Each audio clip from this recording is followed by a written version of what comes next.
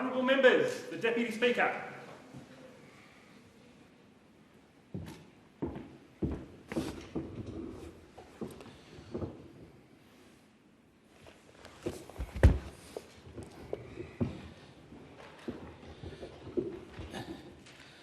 Are there any constituency statements by honourable members? I call the member for Kooyong. Thank you, Deputy Speaker. And I rise this morning with an open letter to the government from 4,030 Australian healthcare professionals, doctors, nurses, midwives, pharmacists, paramedics, allied health workers, psychologists, dentists and physiotherapists who have asked me to call on the Albanese government for urgent action on the humanitarian catastrophe in Gaza. I speak as much for them today, as much as a member of their community as I do as a member of this parliament. The letter reads in part, "As medical professionals dedicated to preserving life and health, we cannot remain silent in the face of the ongoing blockade that is preventing medical supplies, food and vital humanitarian assistance from reaching over 2 million people in desperate need. The health system in Gaza has collapsed. Hospitals are operating without adequate electricity, medication, surgical supplies or personnel. Children are dying of malnutrition and dehydration. Families are surviving without clean water, shelter or access to basic care. The UN has estimated that more than 1,000 healthcare professionals have been killed in Palestinian territories since 2023. All healthcare workers in Gaza have been displaced. We recognise the urgent efforts of humanitarian and medical organisations like the Palestinian Australian New Zealand Medical Association, PANSMA, which is working tirelessly under hideous conditions to provide life-saving assistance. Their ability to operate is severely hindered by restrictions on movement, access and supply chains. With my medical professional colleagues, I call on the Australian Government to immediately increase funding and logistical support to trusted humanitarian and medical organisations like PANSMA, to apply sustained diplomatic pressure to lift that blockade and to allow unimpeded delivery of essential medical supplies, food, water, fuel and shelter materials, to increase advocacy at the international level, including through the United Nations, for an immediate and permanent humanitarian ceasefire and the protection of medical workers and facilities in accordance with international humanitarian law, and to facilitate emergency relief corridors to allow for the coordinated large-scale distribution of humanitarian aid into Gaza. Deputy Speaker, health professionals are ethically bound to speak out when human life is threatened on such a scale. Bombing hospitals, targeting medical facilities and murdering medical professionals is a war crime. And so the medical professionals of Australia ask this government to act with the urgency and compassion that this crisis demands. We have to act now. Lives are depending on it. And I call the member for Bendigo. Thank you, Deputy Speaker. I'm very pleased to stand here today to share with the House that the Albanese Labor government in July has announced $76 million in funding for projects across the country that will help farmers to adapt to climate-smart, sustainable agricultural practices. The announcement included $1.8 million for the local North Central Catchment Management Authority based in my electorate of Bendigo. This $1.8 million will help our local farmers to adapt to introduce more creative ways in which to manage the impacts of climate change on their farm. My electorate is home to some of the most innovative and creative farmers in Australia. They have embraced the fact that they need to adapt their farming methods and find new ways to ensure that their farms are not only adapting and to climate change, restoring soil health quality, and at the same time continuing to be productive farms. I know that where we're at the moment with this particular grant process, that our Catchment Management Authority have called for expressions of interest and will soon advise the successful farms of whether they will be able to proceed with their projects. I'd also like to note, in the time that I have remaining, Deputy Speaker, that we've recently had Aged Care Employee Day, an opportunity for all of us to visit an aged care facility in our electorate and to thank the amazing workers that keep older residents safe as well as caring in a compassionate way. I had the opportunity of visiting Bupa Bendigo. So not only did they have cake available, the residents there are big fans of cake, but it was also an opportunity to thank the many workers at their facility, some of whom have worked there for more than 25 years. It was an opportunity to thank them for their hard work and recognise their dedication. Every day, older Australians are living longer, and we want to make sure that they are living better. Investing in aged care is one way in which we can do that. Since coming to government, we have invested in ensuring that every residential aged care facility has a nurse 24/7. We've invested in wages, lifting the wages of people working as patient care assistants and in the sector, ensuring that our older Australians have the compassionate and care that they need. Finally, Deputy Speaker, I'd like to give a shout out to all our early childhood educators. Early Learning Matters Week ran from the 18th to the 24th, an opportunity to not only recognise our amazing early childhood educators, but the importance of early childhood education. We have over 70 early learning centres in the Bendigo electorate, and they are doing their bit to educate the next generation. I call the member for Fowler. Deputy Speaker, in my office I often hear of heartbreaking stories of families torn apart by distance, desperate to be reunited before it's too late. As a member for Fowler, home to Australia's most multicultural and multi-faith community, I witness firsthand how family and partner migration visas are amongst the most emotionally charged problems our community faces. These aren't just statistics or case files. These are real people facing moments of crisis. We've heard of stories of families desperate to unite with their loved ones after years torn apart. Every case is a reminder that for many, the pain of isolation is deep and personal. One such story is that of my constituent, Kim. Kim is bravely fighting a terminal illness. Her doctors have told her family her time is heartbreakingly short. Yet Kim's father and younger brother is still in Vietnam, remain separated not by choice, but by red tape and visa backlogs. Despite our office's best efforts, writing urgent support letters, making phone calls, there are strict limits to what can be achieved on compassion alone. Even when it matters, it's a matter of life and death, visa processing for urgent cases can stretch for weeks or even months, robbing families of their chance for a final reunion. Sadly, Kim's story is not unique. Another family I represent lost their wife before a compassionate visa decision came through for a loved one overseas. The grief was compounded first by tragedy, then by bureaucracy. Deputy Speaker, these delays are not hypothetical.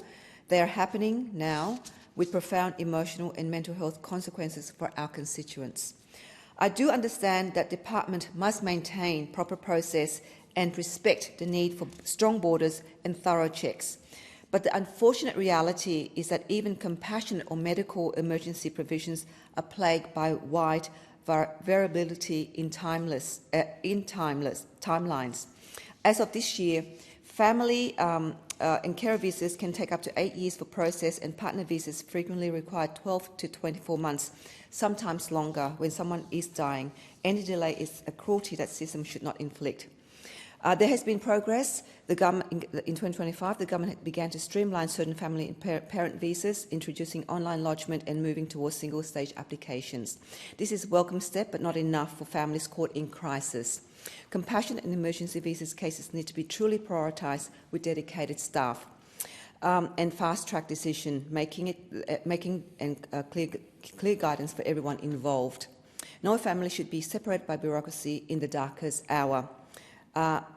Let's act swiftly and humanely, Deputy Speaker, and I speak as a mother, daughter and wife and refugee. I know how deeply the ache of separation can run. I call the member for Leichhardt. Thank you, Speaker. One thing people might not realise about the far north is just how diverse the people that live there are. Obviously, we are very proud of our two ancient and distinct cultures, being that of the Aboriginal and Torres Strait Islander people, whose languages, culture informs our design, even our slang. We also have many locals who are able to represent the diversity of the world right across far north Queensland. We've got people who can trace their lineage back to the First Fleet. We've got families who came across eager to take part in the gold rushes or to start the sugar industry. We have people whose relatives have fled to Australia after the World Wars. And we have a wide range of newer migrants coming from across the world. One of the proudest things I've ever able to do in the last year was attend the citizenship ceremonies in Cairns, to see the joy of those people who are becoming Australian. My beautiful partner Renee was one of them. And this is what Australia is. It's hope and opportunity. And why wouldn't you want to come to the far north? It's awesome. Now, while we have seen those fighting against multiculturalism, I am proud to say that the Cairns community has embraced our new arrivals. Just this year we've had Chinese New Year, Cinco de Mayo, the Indian Festival, Italian Festival, Greek Festival, Filipino Festival, Thai Festival. The list goes on. And at our recent Cairns Festival Parade, we have floats representing cultures from all over the world. I'm very proud of what we've achieved here in the far north. Recent developments, though, have left some of my constituents from diverse backgrounds a bit worried about their safety, and no one should feel unwelcome because of who they are. Our residents of Indian descent in particular seem to have borne the brunt of this anger and hatred, and that is not okay. And while Cairns was spared some of the ugly scenes that we saw in the capital cities featuring neo-Nazism, the Indian community did reach out to me for assistance. Prior to this, over the last few weeks, I've attended multiple celebrations of Indian culture in the far north. On the 17th of August, I attended the Hindu temple to celebrate Janmashtami, the birth of the Krishna. They spoke of love, of one people, of purpose in life being more than the search for material possessions. The following week, I attended the Cairns Indian Festival, hosted by Subhash Setri and the Global Organisation of People of Indian Origin. This was a celebration of the diverse nature of Indian cultures and brought around 10,000 people to learn, laugh and to celebrate what the Indian community has brought to the region. When our region has faced natural disaster, GoPio has always stepped up, providing food to volunteers, rescuers and victims. They did it during Jasper, and in the more recent flooding events they headed down to Ingham. I was proud to stand with them and their community to celebrate. And last week I attended Onam, the Southern Indian celebration of the harvest. It is a Malayi tradition that also celebrates the return of King Mahabali, who was so loved that the gods were jealous and banished him to hell. But every year he returns to celebrate the harvest with his people. At each event I was struck by the care, the joy and the community spirit. I'm overjoyed that they have chosen to call Cairns and the far north their home. They make Australia better. And I say to those in my community who might feel scared or vulnerable during this time, please know you are welcome. I call the member for Wright. This weekend, when I return back to the electorate, I'll have the great pleasure of being part of the opening ceremony at the Beaudesert Shows, located in the middle of my electorate. It's probably one of the larger communities.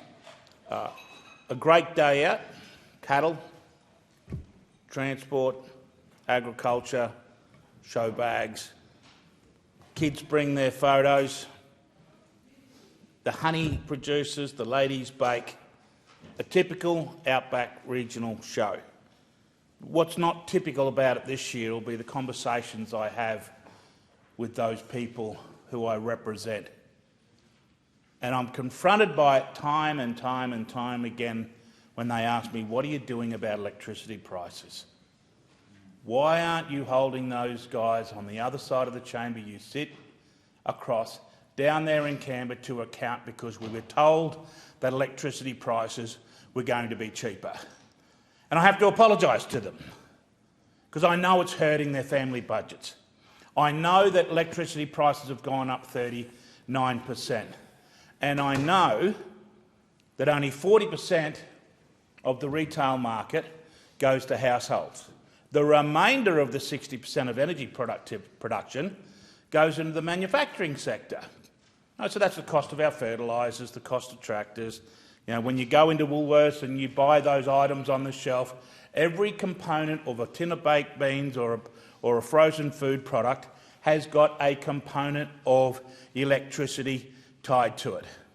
That has had an inflationary pressure on our economy, which has inhibited the Reserve Bank making decisions to give rate relief quicker than they would have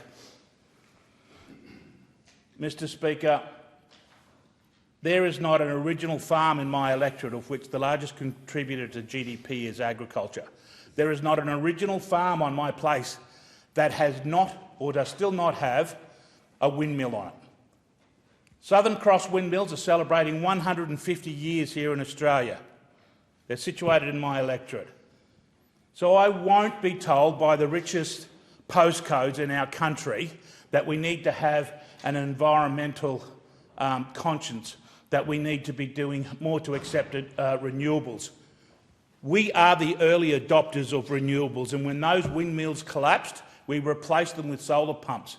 But we didn't do it because we had a burning desire to save the environment, because we did it because we had a burning desire to save our wallets. It was the most efficient type of energy. Unfortunately, renewables are far too expensive at the moment. It's a conversation this place needs to have about helping the people of Brighton. I call the member for Spence. Thank you, Mr Speaker. Recently, I had the pleasure of welcoming a young trailblazer into my office, Emma Britton-Jones. A Year 10 student from Edmund Rice Flexi School, Elizabeth, joined my electorate office for a week and a half of work experience. And if I'm right, they'll be listening right now to this speech. During her time with us, I asked her to write a speech for me to present to Parliament about something she considers important, and these are her thoughts. Education and mental health for young people is important in the electorate of Spence. I would like to begin by saying that the future of education faces uphill challenges. The way students learn is not the same as it was 10 years ago. Not all students learn the same way, and because of this, we need to help our teachers to be better equipped to educate students that receive information differently.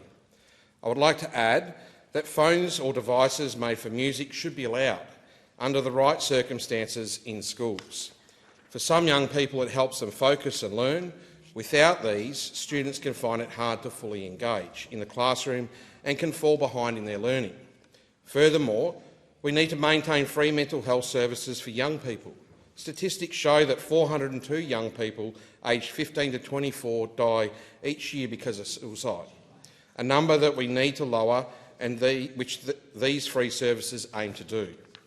Nearly 2 in 5 young Australians experience a mental health disorder, and 20% of teens experience depression before reaching adulthood.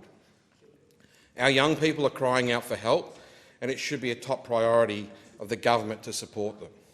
Well, Emma, thank you for your thoughtful words and speaking on behalf of yourself and your peers. I hope the time working alongside us in my office gave you an understanding of the work of a member, of myself, of Parliament, in the electorate, and an insight to the work you may want to do after school. Your contribution during your time with me has been invaluable, from helping with social media, speech writing, like most of this one, and other tasks that keep the office moving, to the bigger moments of engaging with the community, like welcoming many of my colleagues, such as the Speaker of the House and the Deputy Prime Minister of Australia, to Spence. It was clear you approached each opportunity with curiosity, respect and a willingness to learn. I look forward to our future catch-ups and seeing how you are going with your schooling and your journey towards greatness. I hope you had a great time with us, and with a little luck, you may consider joining Young Labor as part of your future journey towards politics. All the best, and thank you. I call the member for Nichols. Thank you, Deputy Speaker. Well, a week's a long time in politics, and we live in interesting times. After 2 days of sustained questioning in Parliament, the Coalition forced the Albanese Labor government to very belatedly release tens of thousands of home care packages for older Australians who have been left waiting for far too long. Now, Labor promised 83 new packages from the 1st of July 2025, but instead decided to withhold this support despite the sector and the department being ready to deliver them. Now, because of Labor's delays, not a single new home care package has been released this financial year, and as a result, the priority waitlist has blown out to more than 108,000, a 400% increase in just 2 years, while wait times have tripled. And tragically, Deputy Speaker, almost 5,000 older Australians died in the past year while waiting for their home care packages.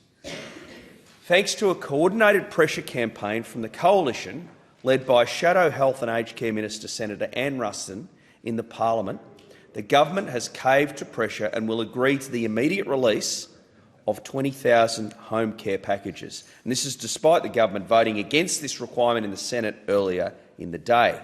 It's a huge win for older Australians, and these older Australians who built this country desperately needed this assistance and they weren't getting it.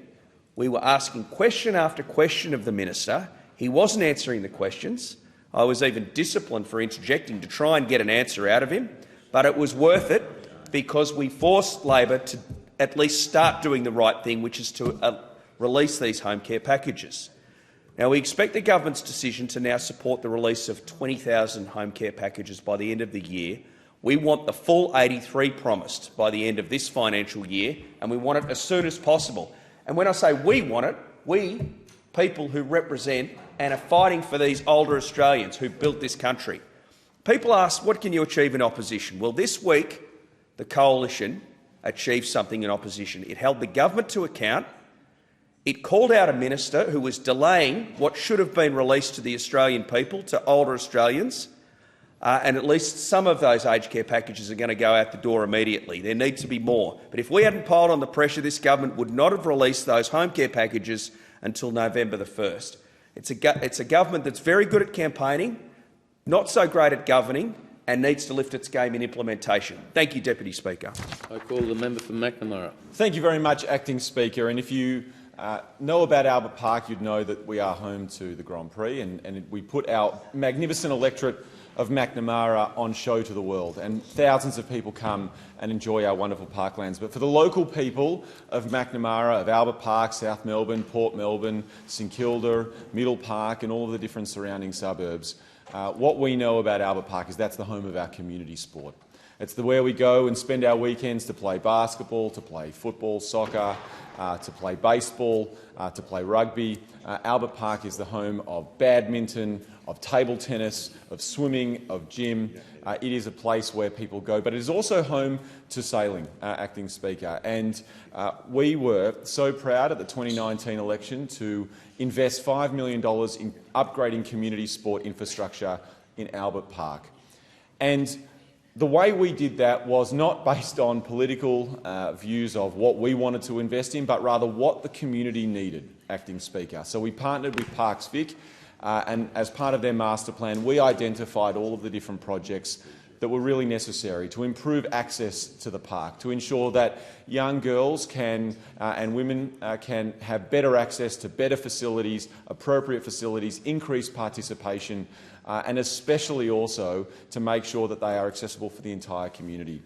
We are in the process of finishing this fantastic set of works that are improving lighting for local sporting clubs, including the South Melbourne Women's Football Club. We're improving change room access. We're building women's change rooms in a couple of different spots around the park, and we are upgrading facilities as well. But I also had the absolute privilege of joining the Albert Park Yacht Club and the Albert Park Sailing crew down at the pontoon where they joined the principal of the Albert Park College for the launch of our new pontoon. And what this means, thanks to our investment in upgrading the pontoon and the entry point into the lake, is that all of those public school kids who get to participate in this fantastic program of giving access to sailing on our beautiful Albert Park Lake now have disability access. It's easy to get in and out of the water, it's safer, and more people can get in and out in a way that promotes more participation in this fantastic sport. I've been out on the water. It is absolutely magnificent to be there in the middle of Melbourne. But what's really important is there for the community. And for Albert Park College, as one of the major users of this sailing facility, we are so proud to support the students to be able to access this upgrade. So whether it's new lighting, improvements to the pontoon, new change rooms, we are upgrading the community infrastructure because the community of Albert Park and the surrounding suburbs are the one that really matter, and we want to make sure they've got the best facilities possible. Call the member for Parks. Deputy Speaker, while those on the other side of the chamber were busy planning a trip to Sweden and to UK, One of my constituents, a 16-year-old, I'll call Maddie, from Dubbo, with a diagnosis of cerebral palsy, will not get the support she needs to transition to her new school. Maddie is one of the real-life regional Australians whose life will be impacted because of the recent changes to the National Disability Scheme. Changes to Section 33 of the NDIS Act that came into effect earlier this year meant funding for each person needs to be staggered across the year. But clearly, life doesn't work that way. Sometimes all of the expenses and the requirements come at once. While Maddie has enough sessions approved to assist her, she can't access half of her sessions until after she starts at her new school. That means no timely training for her support staff. This is an example of those changes being made behind a desk a long, long way from rural, regional and remote parts of New South Wales, homes of the people who desperately need these services. Deputy Speaker, a trip to Narromine or to Lightning Ridge or to Dunedoo by a caring and qualified allied health worker seems a very small price to pay when funds are available for business-class trips to a cosmopolitan capital of Stockholm. These are children and adults who have no option but to rely on the NDIS. They don't have the services available locally. They would have to spend many, sometimes painful hours and considerable expenses to travel to visit a service. Some need a specially modified vehicle that's not available. Once there, they don't get the same tailored advice and assistance they would receive at home. Drastic cuts to the travel allowance have meant that dedicated service providers who have visited clients in regional and remote areas for many years, who have helped children communicate at school, who have helped people access community services and generally made many, many more lives livable, will have to stop. Some of them have told me they can't sleep at night, worried about the choice between a viable business and clients that need them. Already, some have made the difficult but necessary decision to cease services in some areas. In the city, where services are a short distance away, some of these changes might not mean much. But to a parent in a remote Western New South Wales area whose child already faces so many challenges, they are heartbreaking. These changes to the NDIS have been made without consultation with service providers and without consultation with the people who absolutely rely on their help. Deputy Speaker, the NDIS is a vehicle, the only vehicle that provides absolute essential services to people in need. Those people deserve care, they deserve practical, affordable assistance, and they deserve to be listened to before the decisions that weigh so heavily on their lives are made. I call the member for Cunningham. Thank you, Deputy Speaker. Over the weekend, I had the privilege of joining our community in Corrimal for a commemoration of the Vietnam War and to pay tribute to the courage and sacrifice of our veterans. The arrival of two iconic Huey helicopters at the Corrimal Rangers football ground was one of the most powerful moments of the day. For veterans, their sound and sight brought back strong memories of their service.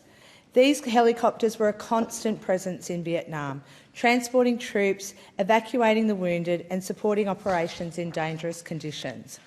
Their landing reminded us of what so many went through and gave the community the chance to connect more directly with that history. This year marks 50 years since the end of the Vietnam War. It is an important milestone and one that asks us to pause, to remember and to honour the more than 60,000 Australians who served. They did so with bravery and commitment, in conditions that tested every part of them. Yet when they returned home, they did not always receive the recognition or the respect that they had earned. This commemoration also carried special significance for our region, as it was the final event for the Vietnam Veterans Association of the Illawarra. For decades, this organisation has been a voice for local veterans, providing mateship, advocacy and remembrance. Their contribution has been immense, and while this chapter closes, their legacy will continue through the Corrimal RSL sub-branch. We remembered Warrant Officer Kevin Dasher Wheatley, VCMG. In Vietnam, when his mate was badly wounded, Dasher refused to leave him. He stayed at the cost of his own life. That decision remains one of the most powerful examples of Australian mateship and courage, and it is why he was awarded the Victoria Cross. It was an honour to acknowledge Dasher's wife Edna, his son George and their family, who have carried the weight of his sacrifice. Their story reminds us that service does not only affect those who wear the uniform, but also the families who live with it every day. Veterans, families, cadets, scouts, emergency services and local organisations all stood side by side on Sunday. And I want to thank the Corrimal Rangers Football Club, the Vietnam Veterans of Australia Illawarra Sub-Branch, the Corrimal RSL Club, the Corrimal RSL Sub-Branch, Corrimal Fire and Rescue 269, the New South Wales Police Force, the 1st Bulli Scout Group, the 1st Russell Vale Scout Group, Scouts New South Wales and the Historical Aircraft Restoration Society Aviation Museum Park. They all came together on the day and each played an important role in ensuring the commemoration was safe, respectful and memorable. And I also acknowledge the Vietnamese community in Wollongong for their leadership on the day and for their ongoing work in recognising their heroes and building remembrance in our region. Call the member for Hinkler. Deputy Speaker, as the newly elected federal member for Hinkler, I will fight for all of those across my diverse electorate. As an election commitment, I pledge to do everything in my power to deliver a Hervey Bay electorate office, an essential service for my community. The very first official correspondence I sent following my successful election was a letter to the Special Minister of State seeking permission for an office to be established in Hervey Bay. I'm excited to confirm approval has been granted and a location in Pyalba has been locked in. There are 62,000 constituents in the southern area of Hinkler, from Aldershot, Torbanlea, Howard, Burham Heads, Pacific Haven, Toogoom, River Heads and the major centre of Hervey Bay, and I very much look forward to an official opening at this office in the coming weeks. Deputy Speaker, too many lives are being lost on our roads. In my electorate, I'm sad to say the statistics are among the worst in Queensland. The Wide Bay district, which includes Bundaberg and Hervey Bay, has recorded the highest number of road crash deaths this year, 31 lives lost. That, Deputy Speaker, is 11 more than the same time last year. Queensland's Road Safety Week was held in August, urging motorists to drive to survive. I spent 23 years as a police officer and I saw firsthand the unimaginable impacts of road crashes. Police are doing all they can with the resources they have, but driver behaviour must change. I commend the Queensland LNP State Government for supporting the Road Safety Week initiative, and I acknowledge the State Member for Burnett, Stephen Bennett, for working alongside me to spread the important message of road safety. Deputy Speaker, my home of Hinkler is one of the most famous food bowls in the nation. Starting this Friday, for 10 days, locals and tourists will enjoy the annual Bundaberg Taste Festival.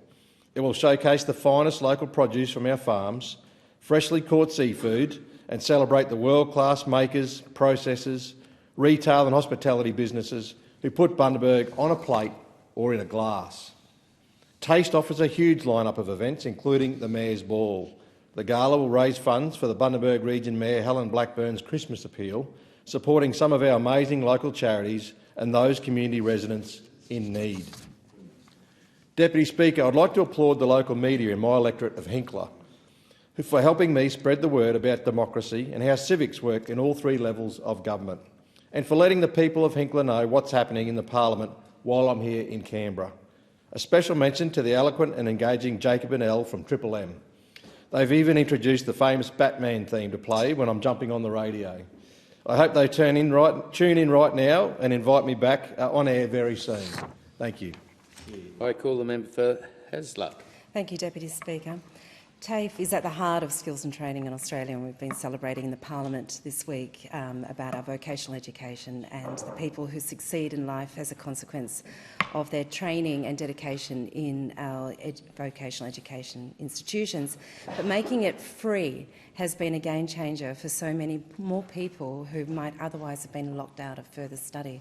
And I just want to share a message I received from a local constituent, Hudson Corst, who wrote to me, "Dear Tanya Lawrence, I hope you're well." Yes, I'm well, thank you, Hudson. "I'm writing to sincerely thank you and the Australian Labor Party for your support in making fee-free TAFE available. Thanks to this initiative, I've been given the opportunity to pursue further education and build my skills without the financial stress that would normally come with it. It's made a real difference in my life, and I'm incredibly grateful for the chance to learn and grow.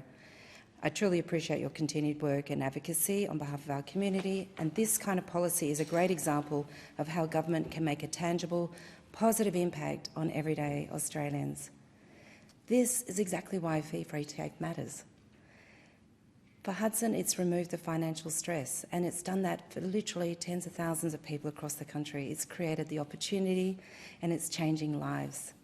And we're seeing that result. We're seeing more people move into new jobs, upskilling, career changes, into jobs that are in demand right now, be it in the care and the health sectors, construction, technology, clean energy. For local families, this is about the secure pathways into jobs of the future. For business, it means a stronger pipeline of skilled Australians that they can count on, rely on, that will be there today and tomorrow. And for our community, of course, it means a brighter future based on fairness and opportunity and the skills that we need for all. So I'm deeply proud of our commitment that we're delivering on for fee-free TAFE, because I'm seeing the difference it's making in my community and for people like Hudson. Deputy Speaker, recently I attended the 2025 Swan Chamber of Business Awards, and thanks to the Swan Chamber of Commerce and the City of Swan for hosting. It was an extraordinary event. It was very flash at the Stanford Winery. It's always nice to get up and look the biz, and it was wonderful to be in the company of such diverse and extraordinary businesses in the Swan community, employing so many people.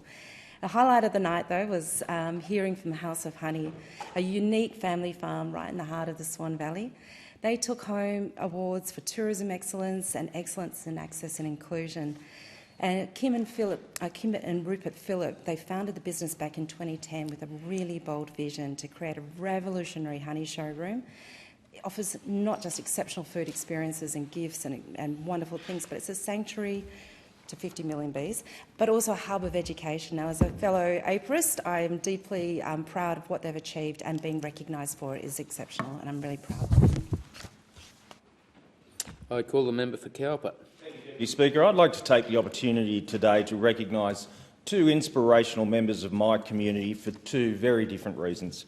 The first is a young man at the start of an extremely promising Paralympic swimming career, Ethan Blocky from Maxwell. At the age of 18, Ethan has racked up medal after medal at state and national competitions over the past few years. For those who know him, this comes as no surprise. Under the supportive watch of coach Daniel Bannerman, Ethan diligently trains 6 sessions a week and grabs every opportunity to compete and represent the Coffs Coast with both hands. His achievements have gained him not only local notoriety, but recently caught the eye of the Australian Institute of Sport, who have selected him to participate in the prestigious Para-Swimming Nationals Future program, one of only 15 to be selected. Well, congratulations, Ethan. We can't wait to see you to continue to thrive in the pool for many years to come. Your entire community is behind you. And a small shout-out, the Nambucca Valley Rotary Club will be holding a fundraiser for Ethan on the 23rd of September at the Bowraville Sports Hub. I encourage everyone to go along and support this rising star. My second recognition today is made in tribute to a much-loved and much-admired member of the Dorrigo-Bellinger Valley community, John Lean. John, a national stalwart, passed away on August 9th as a result of complications following a fall while travelling in Norway. Born in Sydney in 1937 and attending Hawkesbury Agriculture College, John found a love of the land early in life and took the reins of the family's generational property at Thora. A passionate historian, John understood the values in recognising and appreciating the driving forces that made our townships what they are today, including the contributions of his own family and through the generations, starting with his great-grandfather. From Aboriginal tribes to pioneers, convicts, politicians, John diligently chronicled the land settlement in the Bellinger Valley from the 1860s to the 1960s. He not only wrote one book, he wrote 5. When asked by a local paper why he started the impressive chronology, he said, "I started these books when I became aware a lot of people thought the history of Bellinger started about 1970, when the land use changed from the large farmers to smaller lifestyle blocks and the refugees from the cities arrived. And I thought, hold it, there's another 100 years of people that have built up this valley, cleaned up the land and started it all. And unless somebody puts it together, they're going to be lost." That was the kind of man he was, generous, reflective and diligent to a fault. Vale John Lee. I call the member for Moreton. Deputy Speaker. Deputy Speaker, sewing, knitting, crocheting, these are all things that are most certainly not in my bailiwick. But I'm incredibly lucky in my seat of Moreton on Brisbane's south side to have people who are experts at them.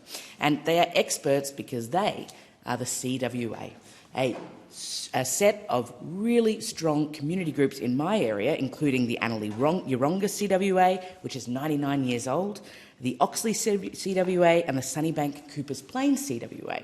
And the reason that I raise these fantastic community organisations today is because these groups are working hard right now as we speak, crocheting wreaths for Anzac Day, for Remembrance Day, for any day where we commemorate, where we recognise and where we remember those who have served our country.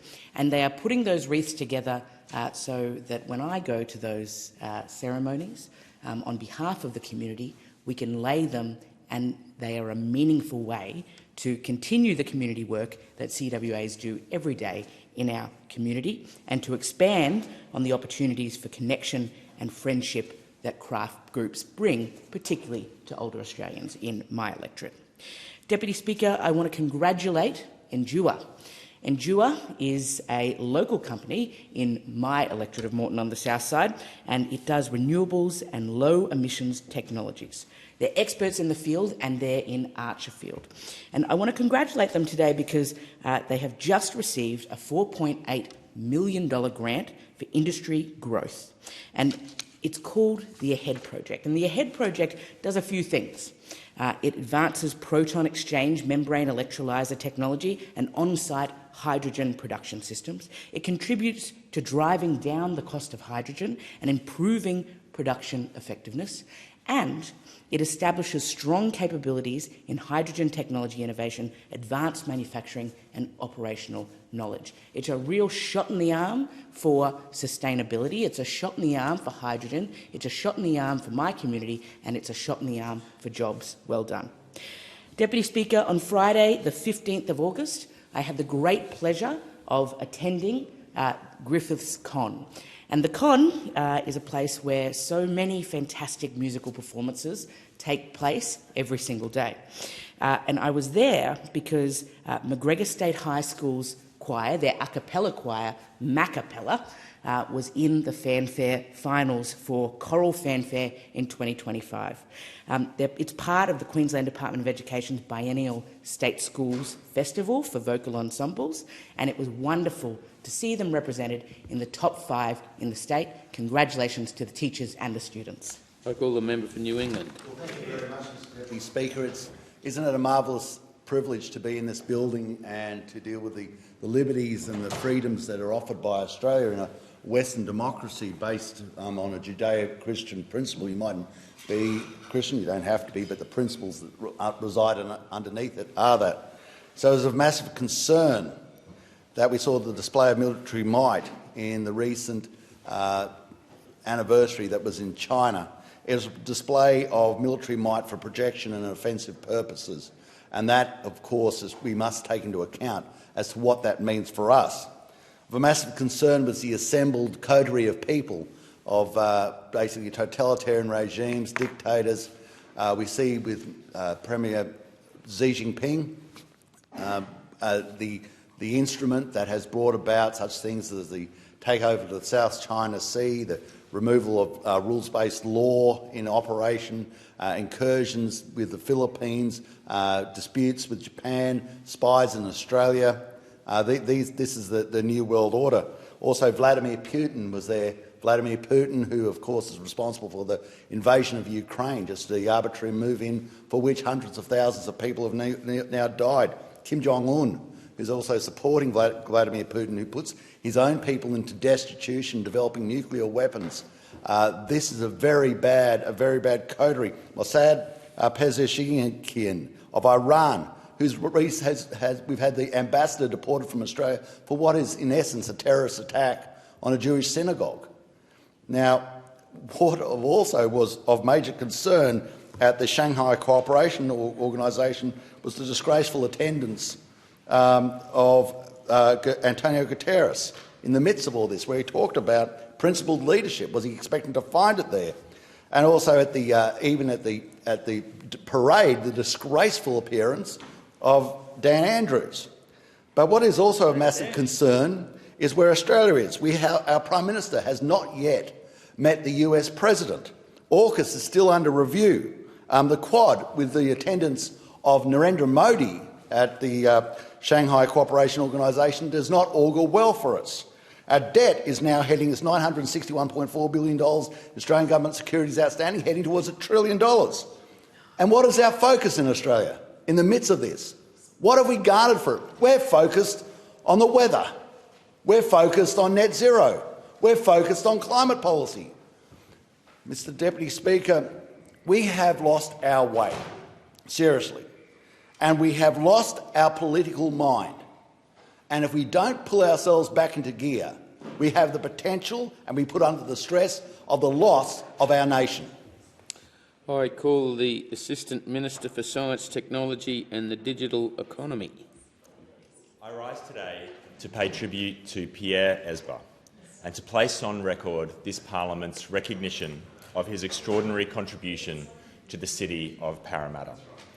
Pierre Esba is, in every sense, a true son of Parramatta. Born in Parramatta Hospital, raised in North Parramatta, educated at Parramatta Marist, raising his own family here. His story is woven into the fabric of our city. With entrepreneurial skill, he built a successful business and created jobs and apprenticeships. And he carried that same spirit into public life. Elected to Parramatta City Council in 1999, Pierre went on to serve for 25 years. He was re-elected again and again because of his deep commitment to the people he represented. Along the way, he served as Deputy Lord Mayor, and in 2023, he became the Lord Mayor of Parramatta. That achievement capped a quarter of a century of tireless service to his community. Pierre's mantra as Lord Mayor was, "All roads lead to Parramatta." He believed profoundly in the potential of our city to be the true heart of Greater Sydney. Under his leadership, Parramatta grew in confidence and in reputation, a place to live, work, raise a family and build a business. He championed diversity, creativity and opportunity, and he never wavered in his commitment to making Parramatta the best place it could be. His background in construction gave him insight into the city's growth. He worked with vision to create a river city that is internationally recognised for resilience, regeneration and recreation. He was a passionate advocate for sustainability, proud of the 6-star green rating for the Civic Hub 5 and the carbon neutral certification of Parramatta Square. And with the Parramatta 2050 vision, he laid the foundations for the city's economic transformation. Beyond elected office, Pierre has given more than 3 decades of service to the Labor movement, chairing the Dundas-Rydalmere branch for over 30 years. His contribution to our party, our city and our people has been immense. Mr Speaker, few individuals have shaped the city of Parramatta as profoundly as Pierre Esba. His dedication, vision and unwavering belief in our community have helped build the vibrant and dynamic city we know today. On behalf of this Parliament and of a grateful community, I thank him for his service and commend him for his achievements. Call the member for Canning. Thank you, Deputy Speaker. It's great to see you in the chair, particularly as a Western Australian representing the great seat of Forest, because this is about the WA health system, and this is the 15th time I've stood in this place to speak about the state of healthcare in Western Australia. And I'll keep speaking, because the situation is getting worse. WA's health system is in a death spiral. Last month, WA Labor broke its own record again. More than 7,000 hours of ambulance ramping. That's 2 months in a row. 9 years ago, then Labor opposition health minister, now WA Premier Roger Cook, called 1,000 hours of ramping a crisis. If 1,000 hours was a crisis, 7,000 hours is a catastrophe. Yet the Premier continues as if nothing is wrong. No urgency, no accountability, no plan. The Premier is disconnected from reality. Behind every one of those hours is a person, an elderly patient in pain, a paramedic stuck outside a hospital unable to help, a nurse stretched to breaking point, a doctor doing their best in a system that's failing them. People in WA know the truth. They live it in waiting rooms, in ambulances, in perpetual crisis. My community's local hospital, the Peel Health Campus, is a clear example. WA Labor has been promising upgrades for more than 8 years, and still we wait. Just this Monday, the average triage wait time at Peel was 100 minutes, second worst in the state. That's just not a number. That's a mother with a sick child, a pensioner in distress, a family waiting for answers. The Peel region is growing rapidly, but our hospital hasn't kept pace. The result? Longer waits, more pressure on staff and compromised care. And despite all this, Roger Cook claims our health system is world-class. I've said this many times, and let me be clear, our health professionals are world-class. Our doctors, nurses and paramedics are doing extraordinary work under almost impossible conditions, but the system they're working in is broken. 7,000 hours of ramping is not world-class. A broken morgue door at Sir Charles Gardner Hospital is not world-class. Flying to Canberra to beg for federal funding is not world-class. WA has a $2.4 billion surplus in the state coffers. There is no excuse for this level of failure. The people in my state aren't asking for much. They're asking for a health system that works, leadership that listens, promises that are kept, and Deputy Speaker, this is more than just statistics. It's about trust. The WA Labor government has broken that trust. It's about whether this government is willing to face the truth and fix what's broken. WA Labor must be held accountable for the promises it's failed to keep and the lives it continues to put at risk. I will keep rising in this place until this government stops making excuses and starts delivering results. My community and all Western Australians deserve better from the Cook Labor government. Order. I call the member for Maribyrnong. Thank you, Deputy Speaker. Recently, I had the privilege of visiting St Columba's College in Essendon, where I met with their exceptional student engagement team, an incredibly impressive group of leaders from every year level. In meeting with the student leaders, I was struck immediately by the fact that this team is much more than a formality. They are an active, influential voice in the school's planning and governance. They are already making tangible difference to the lives of their fellow students. Their current projects are impressive: a homework audit to better balance workloads, the development of a purpose-built student leadership program, ongoing reviews of school policy, and a refresh of the college's website. These are practical, forward-thinking initiatives that will leave a real legacy. Last year, they championed a more flexible school uniform policy, taking into consideration the evolving needs and desires of the broader student body. Proof of what happens when young people are listened to and trusted to lead. We spoke about their goals for the year ahead and the paths that they're looking forward to embarking on, pathways to civic leadership, and my own journey into Parliament. We also discussed the barriers that still hold women back from public life and why breaking them down matters. It was inspiring to see so many bright, capable young women in the room, ready to lead, to serve and to shape the future. We know that when young women can see the leaders that look like them, they can imagine themselves in those roles too. I thank Principal Rita Grima, Deputy Principal Bridget McDonald and the students who took the time to meet with me. Thank you so much for your warm welcome and sharing your insightful perspectives. You have my full confidence that your leadership will extend well beyond the school gates. Helping young people grow as leaders is one of the best investments we can make. And at St Columba's, as in so many of the incredible local schools right across Maribyrnong, that investment is already paying off.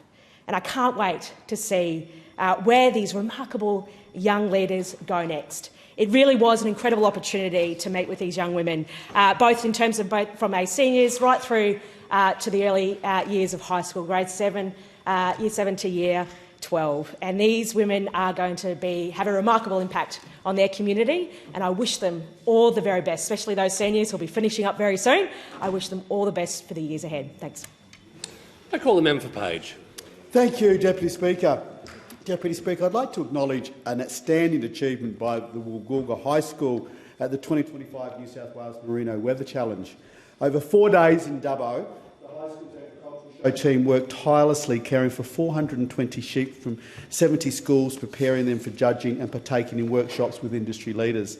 Despite challenging conditions, heavy rainfall the students represented their school with exceptional dedication and professionalism. I'd like to congratulate Macy Harris, Amelia Morrell, Ayla Higgins, Theo Backman, Towns Evan Wood, Gurjap Singh, Taj Cruz, Archie Tobin and the agricultural teacher Gavin Whitburn, for they won the best presented school in New South Wales at the challenge, taking out the title out of 78 competing schools. Great achievement, great recognition of the hard work, skill and teamwork of the team. Congratulations to all the students, staff and families involved in this. Deputy Speaker, I'd like to acknowledge the Clarence River Fishermen's Co-op, which this year celebrates 80 years. Since 1945, the Co-op has been an icon of the Clarence Valley, supporting generations of local fishermen, providing employment and delivering high-quality seafood across Australia and indeed the world. The Co-op has a deep connection in our region, with retail outlets in Maclean, Yambara and Iluka, along with the Prawn Shack, all being local landmarks. I'd like to congratulate the current General Manager, Dee Zara, and the Chair, Tim Small, and by acknowledging all the current and former members and directors and staff.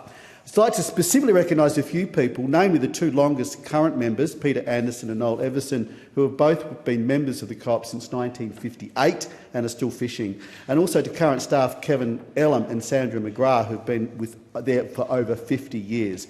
Congratulations to over 80 years for this wonderful business in our community. Deputy Speaker, I'd like to acknowledge one of Woolgoolga's local legends, Jim Reynolds, and the remarkable contribution him and his family have made to the community through their family business, Woolgoolga's Finest Butchery. For more than 4 decades, Jim has been more than just a butcher. He's been a mentor, an employer and a supporter of countless community initiatives. At 82, Jim has still been behind the counter, sharing his wisdom, hard work and community spirit with his customers and the community. Jim's children and grandchildren have all worked behind the counter after school, and Jim often says you learn a lot working with your family, you learn how to work hard, show up, take pride, and I reckon we need more of that again. Even after selling his shop in 2013, he was back behind the counter because, as Jim said, it's more than just a business, it's part of who he is and Woolgoolga itself. So thank you to Jim, his wife Brigida, daughters Ruth and Karen, stepson son Stephen and team members Arthur and Declan. Enjoy your retirement, Jim. I call the Assistant Minister for Defence. Thank you, Deputy Speaker. Last week I visited the opening of Live Albert, a build-to-rent apartment complex in my election of Wills. I was accompanied by my good friend, the member for McNamara, Josh Burns.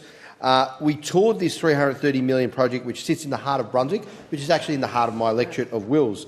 Now, the complex boasts 498 new apartments and is designed specifically for renters. Build-to-rent sites bridge the gap between buying and renting in the Australian property market, creating a viable option for those who don't or choose not to own a home. While we were there, I met Nicole and Esteban, a young couple from Chile who have decided to call Australia home, and they'll be one of the first residents at the site.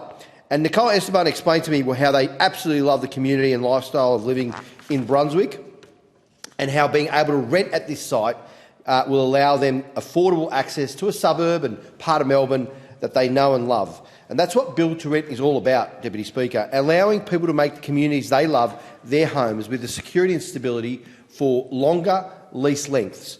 Since we formed government, Deputy Speaker, over 5,000 social and affordable homes have now been completed with the federal government investment.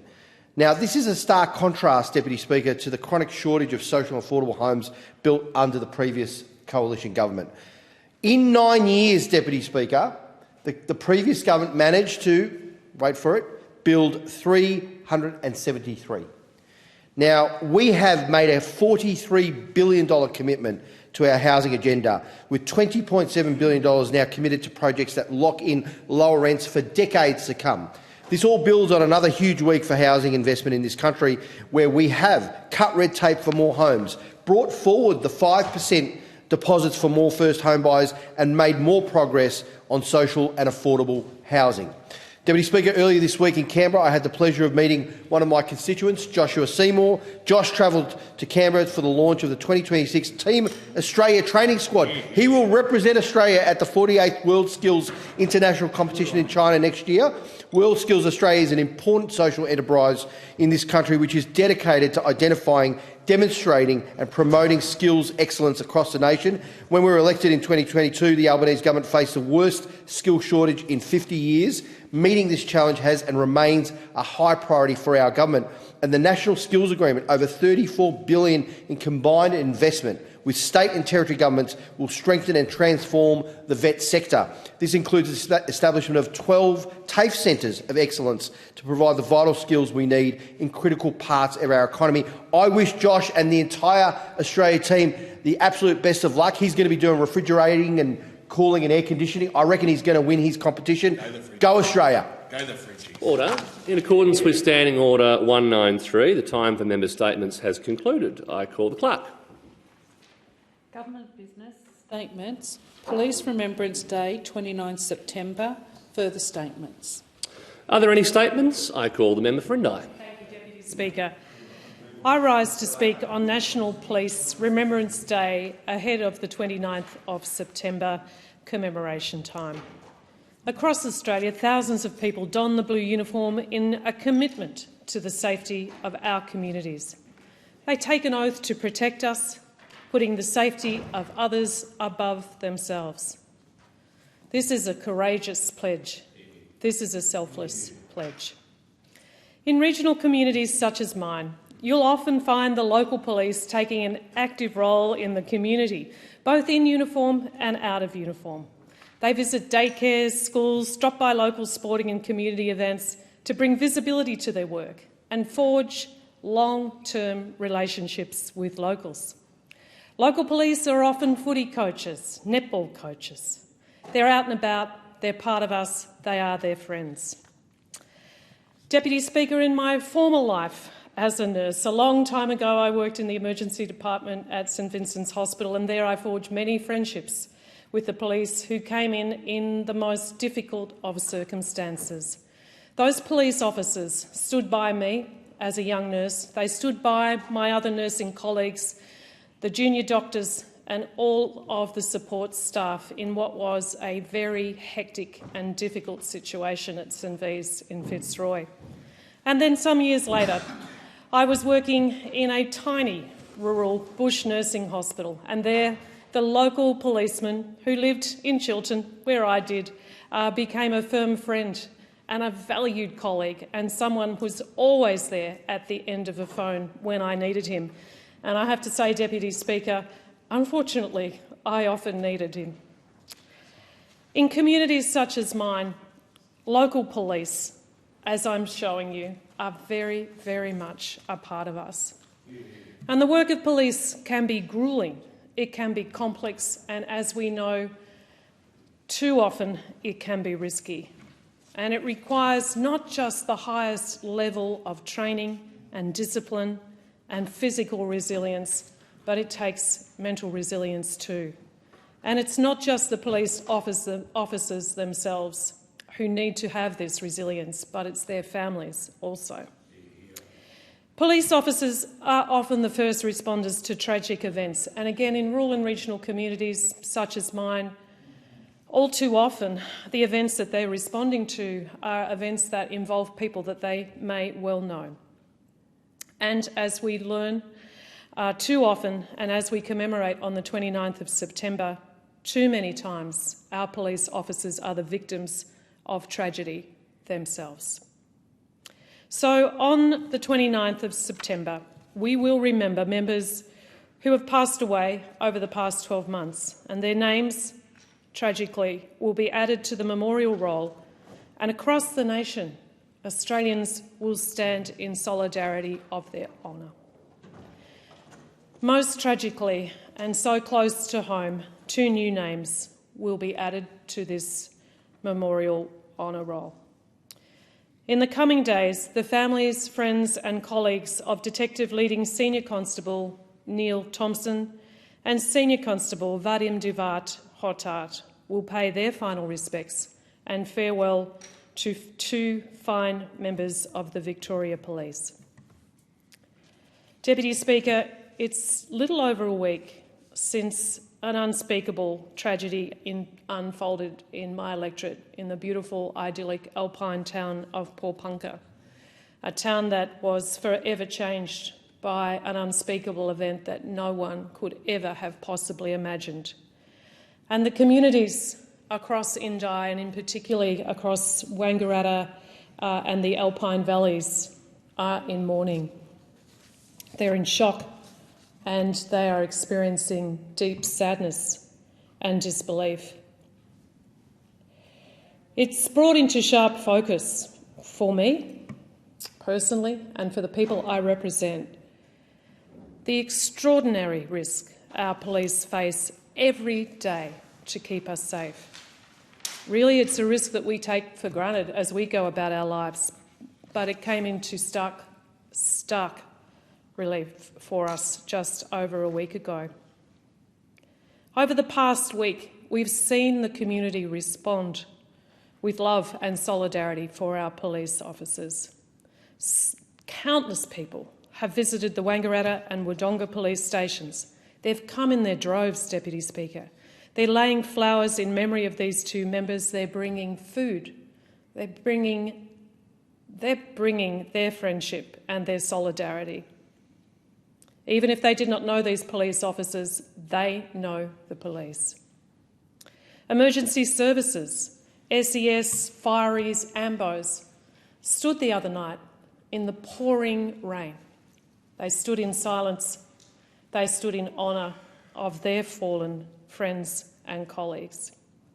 Right across Australia, and indeed all across little towns in my electorate, we've seen buildings lit up in blue.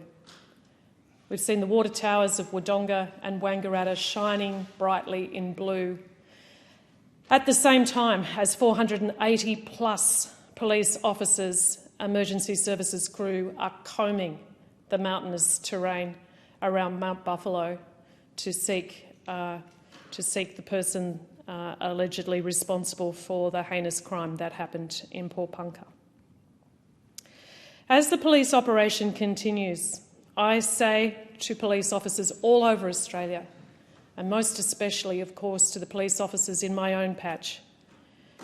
So on behalf of my community, I say to you that we stand in solidarity with you, and we will always stand in solidarity with you. We will stand with you on the 29th of September on National Police Remembrance Day in memory of all the lives lost.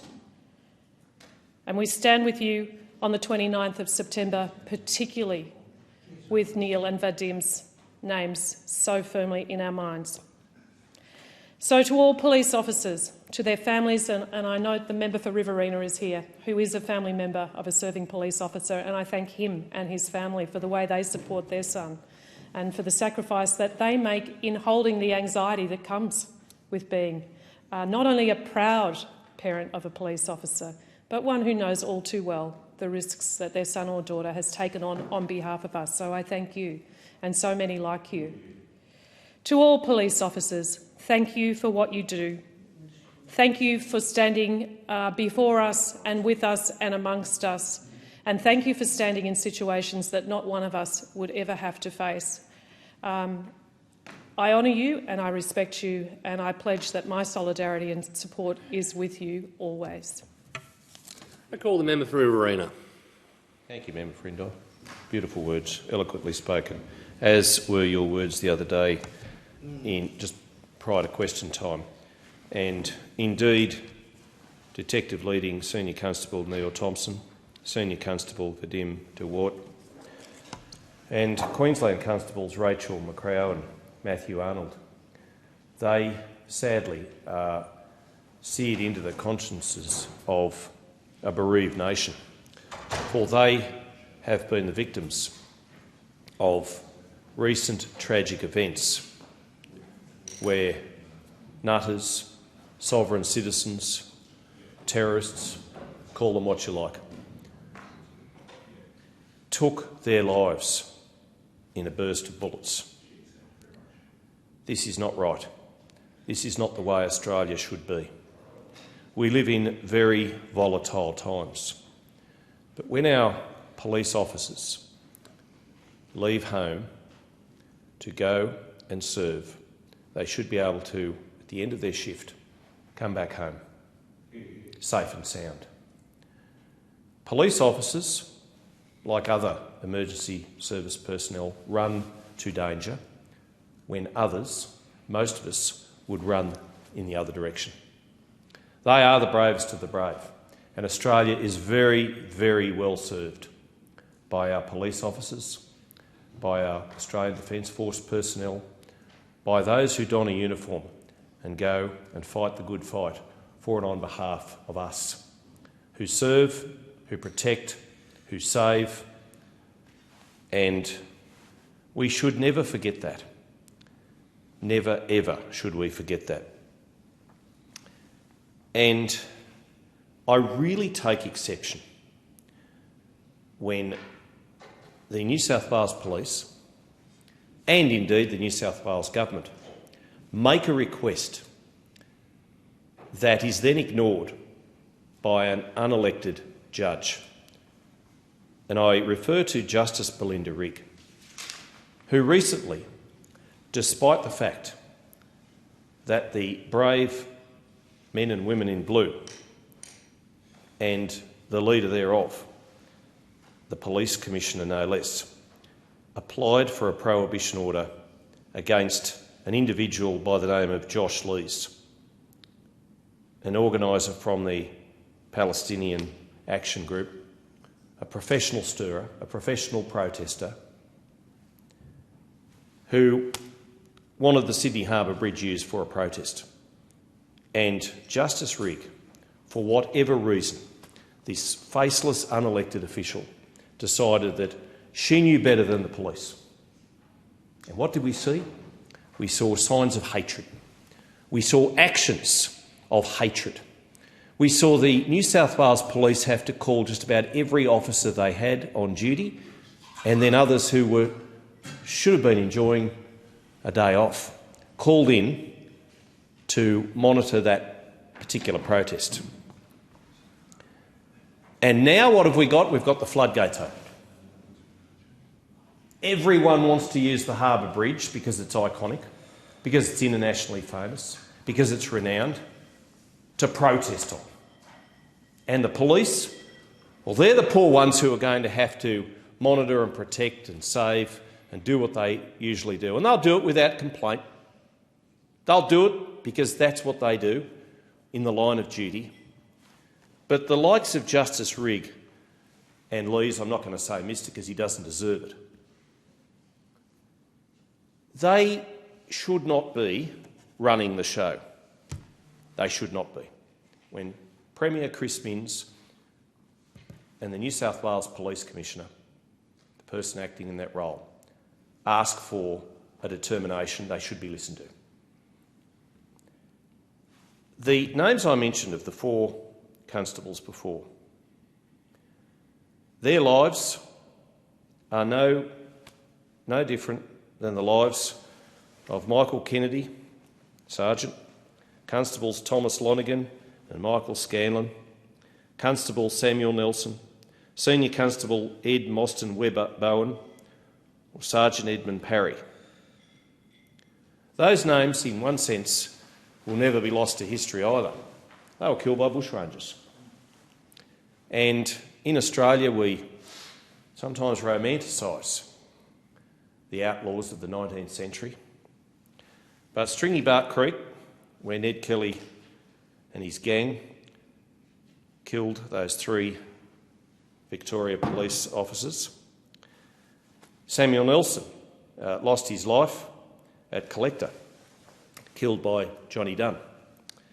Senior Constable Webb Bowen lost his life in the battle at Wannabadgery, where the Moonlight Gang was holed up, and Sergeant Edmund Parry was shot dead by Johnny Gilbert near Jugion way back in 1864. But they lost their lives also in the long line of duty. And as we've heard from the member for Indi, there is a long line of blue, and it stretches all the way to the Australian Police National Memorial. We will remember them near the end of this month, 29th of September. And not only will we remember the service and sacrifice of those who gave their lives, but will we reflect upon the dangers of those who go out each and every day to ensure the safety of society. Not helped by judges who turn a blind eye to the requests, the decent requests, the honest requests, the sensible demands of the New South Wales Premier and the person tasked with leading the New South Wales Police. And that is a great shame. That is to the detriment of society. And I just don't understand why, particularly in a society which at the moment is very fractured, is very volatile. And no one denies people have the right to protest, but when they are protesting, they do not, absolutely do not, have the right to take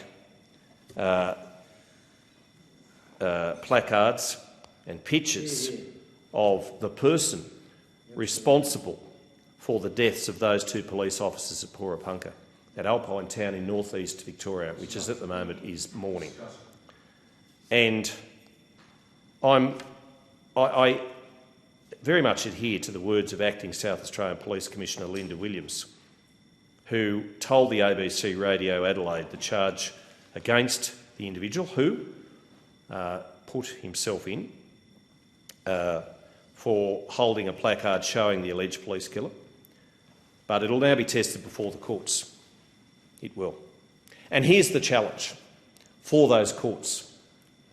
Make good on what you should be doing when you took the oath to serve justice, just like our police officers. This individual who held up that placard at a time of volatility in society should be thrown behind bars. Should be. Will that person be? There's the test for the courts. There are a few tests for the courts at the moment. There's one more locally, which I won't refer to. People don't have to do much of a Google search to find it. But these are tests for the courts. And we shouldn't be promoting sovereign citizens. They are terrorists. We shouldn't be promoting Nazism. We shouldn't be promoting people who kill our police, our brave officers. And I say that as the father of a brave officer. And I can remember one day when Scott Morrison and I had done something particularly noteworthy. It was during a time of crisis in this country, and we were reflecting upon it. And my son on that occasion had talked somebody, very vulnerable person, out of doing themselves in. And I told the then Prime Minister, and he said, well, that will be far greater than anything we do today, or perhaps ever. And that's what police do all the time, because it's in their DNA. And we should be very proud as parliamentarians of our police officers. I commend those parliamentarians now who were serving officers in the past, and I know that they are now representing and they are doing their duty in a different space, in a different phase of their lives, and I thank each and every one of them. I sit beside one of them, the member for White Bay. But thank you to everybody who pulls on a uniform. We honour you, we pay tribute to you, and we will always do our very best to uphold what you do for us, and that is to save lives. I call the member for Latrobe. Thank you, Mr Deputy Speaker. I too am very saddened by the murders of two police officers, very tragically taken from us. Detective Senior Constable Neil Thompson actually served 40 years, amazing 40 years service Victoria Police and Senior Constable Vandir de Wart, both doing their job in protecting and upholding the right. And I know about upholding the right because I served 18 years in Victoria Police Force, and it's very tragic what's happened to these members, the family, and can I just say the brotherhood and sisterhood of Victorian Police.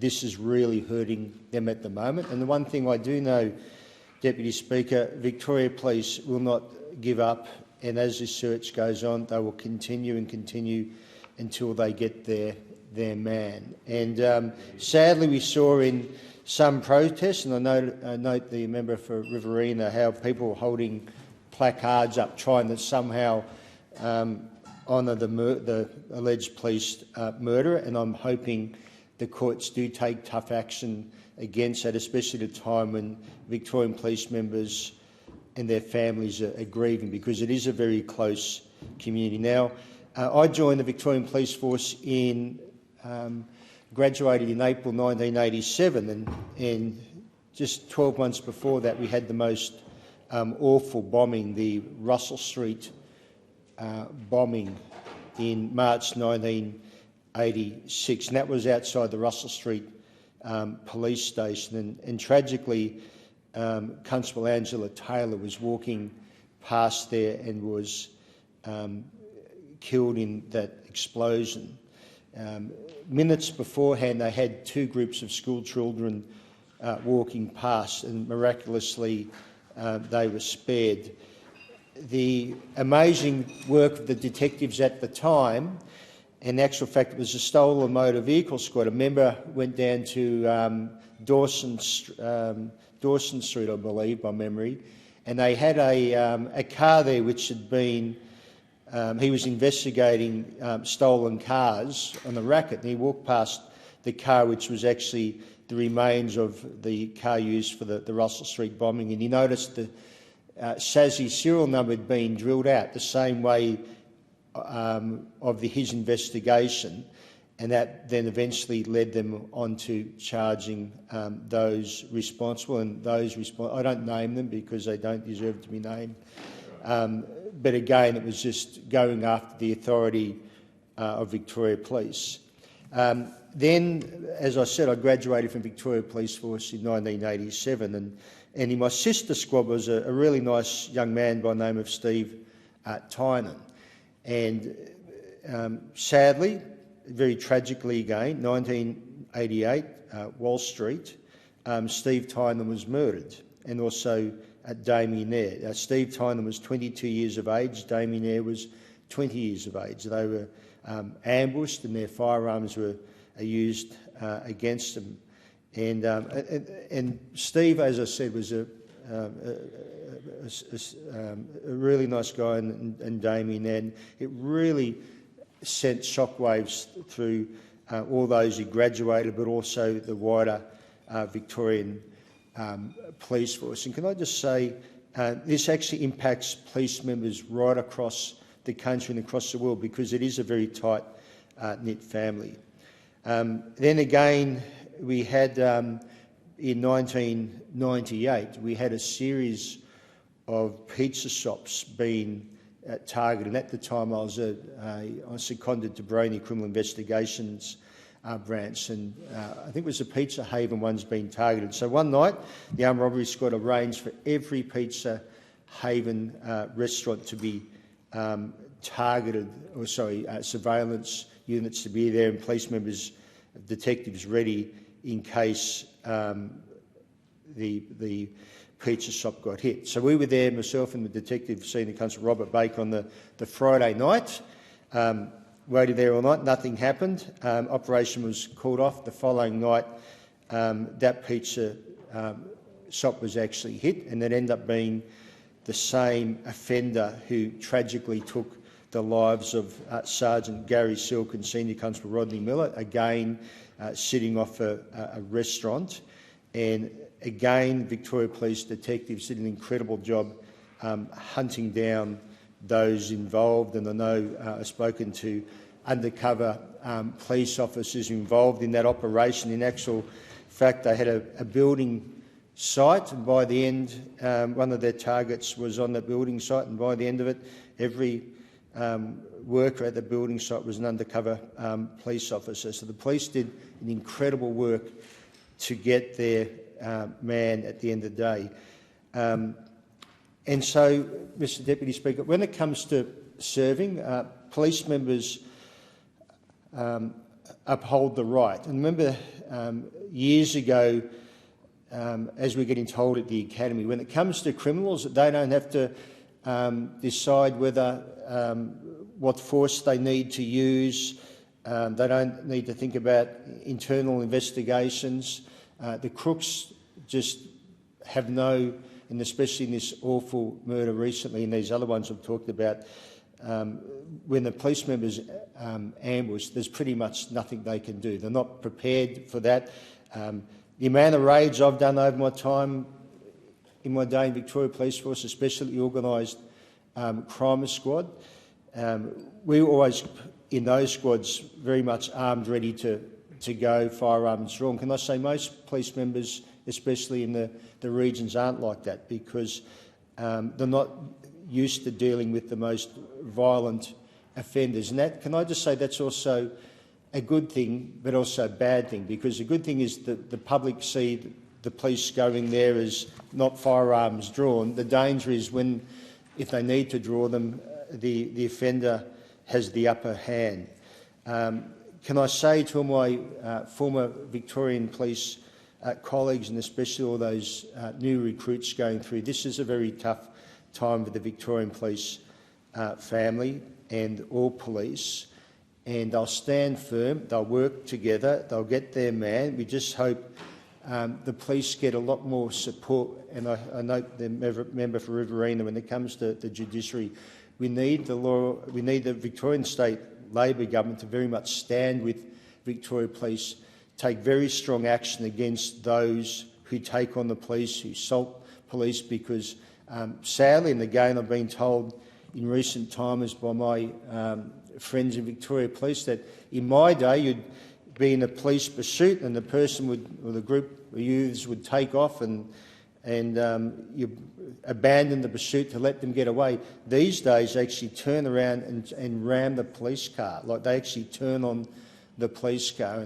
And when you've seen some of those riots, when you have so many people, youth gangs attacking Victoria Police, they need very strong penalties. We need to uphold the law, because the Victorian police members, Tensile adroit means uphold the right. They uphold the right, but we need the courts to uphold the law for those who target and attack our police. So again, may all those fallen members rest in peace. And when it comes to Police Remembrance Day, police legacy, and I've been to these police legacy events, like people don't think the tragedy and the pain just diminishes. Every year the partners go along there, the former wives or the former husbands, and it's very sad. You see the kids. And can I just make one other final point too? There's been way too many members taking their lives, and they need all the support. And it's what they've seen, especially those at the child exploitation units. They see the most ghastly things. I was very lucky. I never worked in that area in Victoria Police. The other members who have, what they tell me they have seen, and I was speaking to a member the other day who contacted me after, believing that he was arrested by Victorian Police for arresting a person committing graffiti in Upwey, and he was arrested. The ex-police member was, but not the guy doing the graffiti. It was good the case was eventually withdrawn, but as that member told me, he went out sick just simply because of the awful child abuse material he used to see. So again, for all those fallen members, may they rest in peace. Thank you. Order. There being no further statements, I call the clerk. Government business statements. Update on the implementation of the recommendations of the final report of the Royal Commission into Defence and Veterans Suicide. Further statements. Are there any statements? I call the member for Boothby. Thank you, Deputy Speaker. One of the particular honours that I've experienced since being elected in 2022 is the opportunity to get to know so many defence personnel and veterans living in my electorate of Boothby. As well as the Warradale Barracks, we have a number of RSLs in Boothby and also the statewide Vietnam Vets Association for South Australia. We also have the Veterans Wellbeing Centre at the Repat Hospital in Door Park. This centre was established by Plympton Glenelg sub-branch of the RSL, and in particular the late Bill Hignett, and is auspiced by SA Health, but consists of a number of agencies such as Open Arms and Military Advocates, and provides free services including advocacy for DVA claims. They are always very generous with their time and their insights, and I greatly enjoy visiting them. It's a fairly uncontroversial statement, I hope, to say that in Australia we respect and honour our serving defence personnel and the veterans for their service and sacrifice in our name and in our protection. It is no small thing to put your life on the line to serve your country, and it is part of our Australian way of life that we know that we have the Australian Defence Force there to protect us. It was while I was campaigning in 2021 that I first started hearing from veterans and their families seeking assistance with their claims. Their stories were remarkably similar. They had submitted their total and permanent incapacity claims, TPI claims, usually around 18 months or so earlier, and they'd heard nothing. They'd contact the department and couldn't get any information about where their claim was up to. Now, what we know about veterans is they have a tendency not to put their TPI claims in until things are pretty dire. They don't put them in when they're just a bit wobbly. So these veterans were in dire circumstances when they finally put their TPI claims in, and then the department, and we as a country, left them sitting for 18 months or more with no response. Of course, we've since discovered that there were close to 42,000 TPI claims sitting in the department that had not even been allocated to a staff member to look at. Deputy Speaker, I'm pleased to say that during the last term of this government, addressing this backlog was a priority for the Minister and for the government, and that backlog has now been addressed. TPI claims submitted now are allocated to a staff member to assess within 2 weeks, and the majority of claims are finalised within a matter of a few months, depending on complexity. This is as it should be. People are our most important defence capability. They need to be respected. We want Australians to choose to serve their country and to be confident that they and their families will be well supported by their leaders, the broader defence organisation and their country.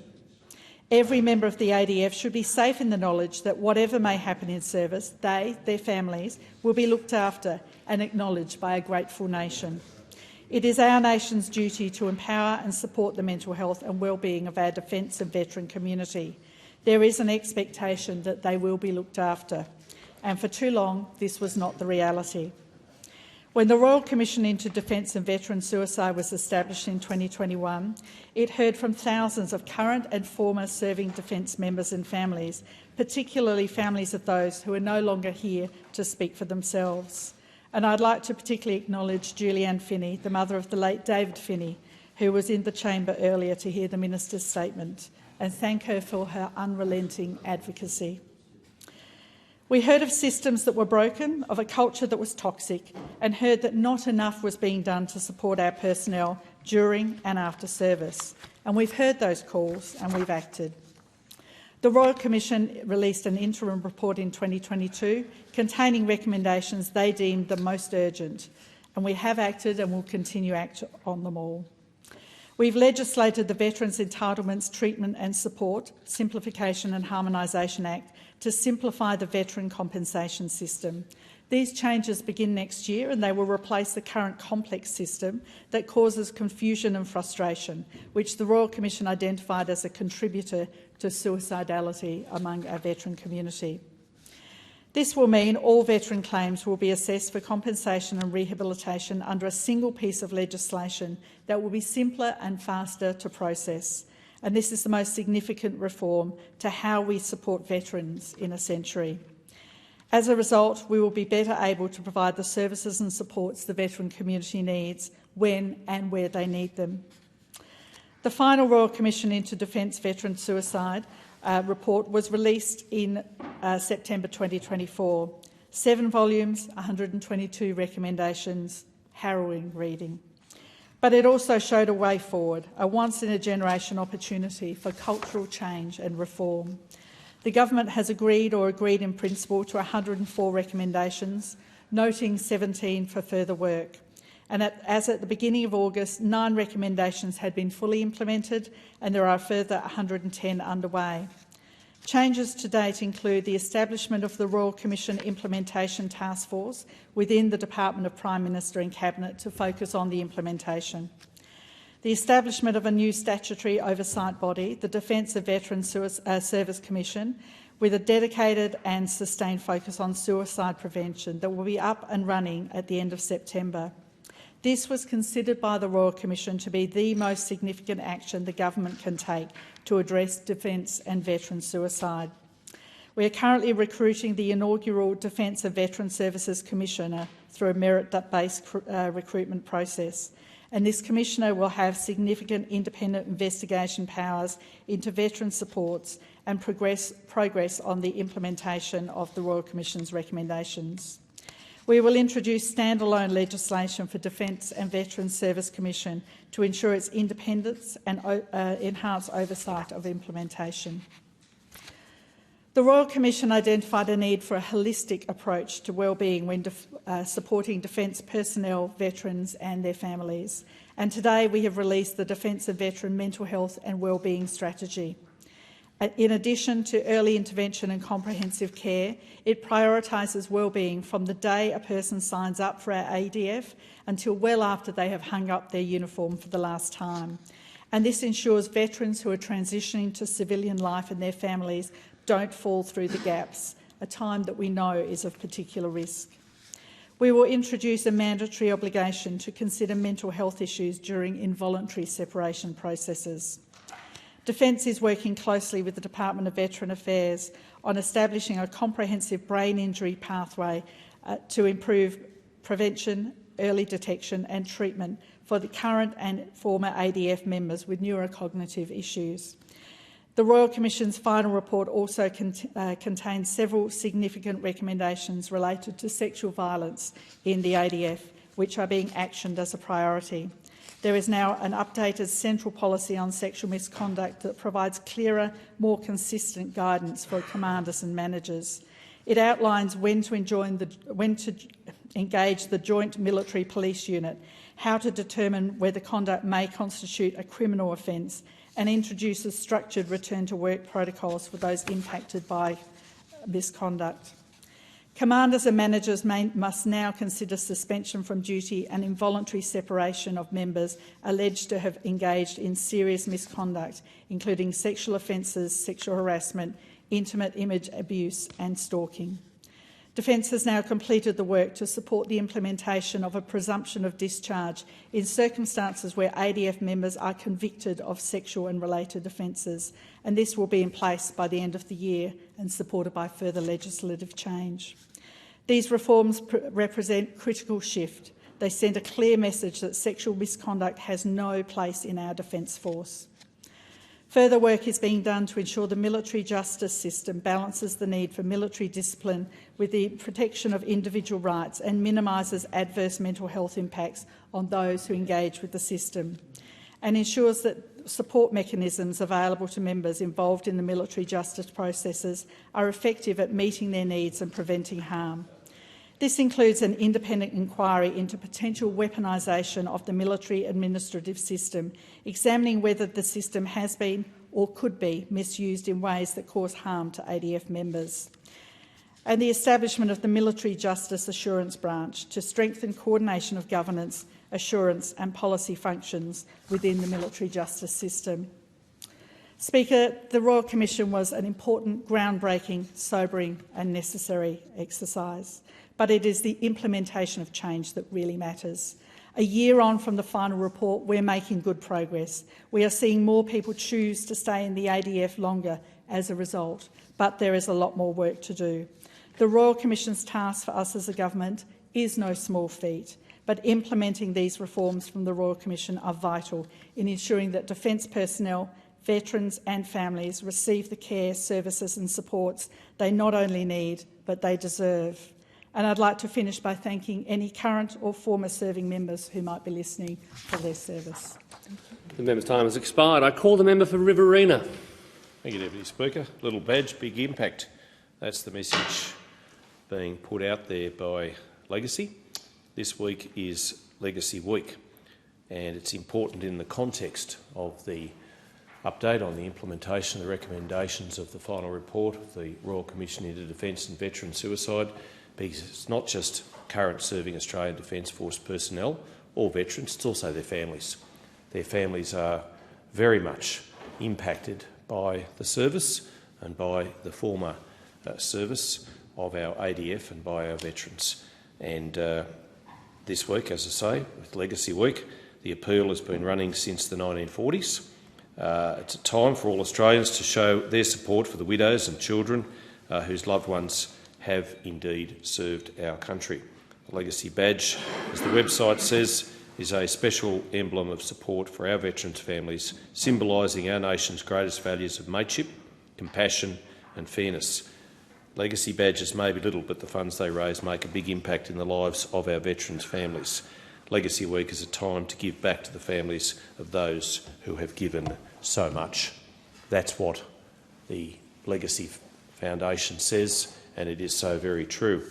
And when you take those words and you listen to them, it very much is aligned with the service of our veterans, as I see the member for Spence entering the chamber, and I thank him for his service, as I thank each and every person who has ever worn a uniform for and on behalf of our nation, for and on behalf of our flag. They have kept us safe. They continue to do so. Not every veteran is broken, and that's an important distinction to make, because sometimes I think when we talk about our veterans, we think of them as a bit of a mess from their service, and they are not. They are certainly not. Most, contributing mightily to the nation. In fact, all are. Some of them are incapacitated, absolutely. Some of them carry the mental and physical scars of their service. That is why on 8 July 2021, the former coalition government announced the formal establishment of the Royal Commission into Defence and Veteran Suicide, and it did cast a light on some of the harrowing experiences of current serving personnel and our veterans. The Royal Commission's inquiry concluded on 28 August 2024. It came to Wagga Wagga, it took evidence, and it was horrific, some of the evidence presented at those Wagga Wagga hearings. It examined the systemic issues and common themes in past deaths by suicide of ADF members and veterans. This included suspected suicides and lived experience of suicide risks. The Royal Commission delivered its interim report on the 11th of August 2022. The government by that stage had changed. But this is and should always be above politics. The final report was delivered on 9 September 2024. I do thank the Minister for his update today. Defence welcomed the Royal Commission as an opportunity to learn and bolster the department's approach to mental health and welfare. And I would say that if there are veterans out there who have not sought help, who need it, please do so. It's not just the Department of Veterans Affairs, but there are many wonderful organisations who are there to help their mates, to help their comrades. And please avail yourselves of that opportunity if you so need help. There are many veterans who do not seek the assistance of DVA for whatever reason, and they are entitled to do that, but help is there if it's needed.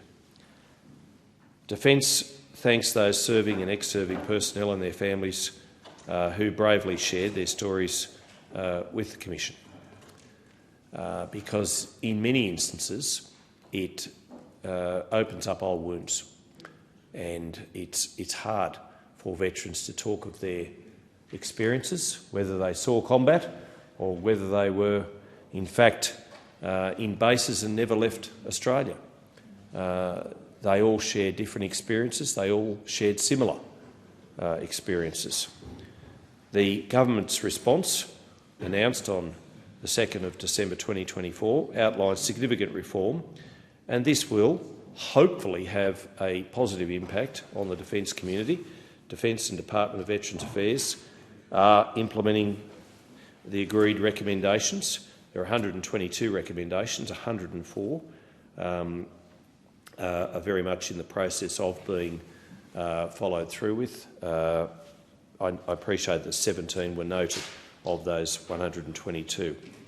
And I know it's a difficult task being the Veterans Affairs Minister, but that person is representative of those who have served and those who are serving insofar as they're also defence personnel.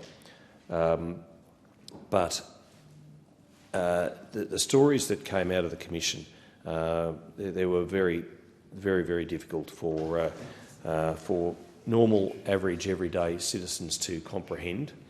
But the hurt, the experiences, if they lead to better outcomes for those who wear uniforms, then that absolutely is worth it. The Chief of Defence Force, Secretary of the Department of Defence and the Secretary of DVA all made statements on the release of the government's response. Now, a task force was established to support the functions of the Royal Commission while the inquiry was still underway.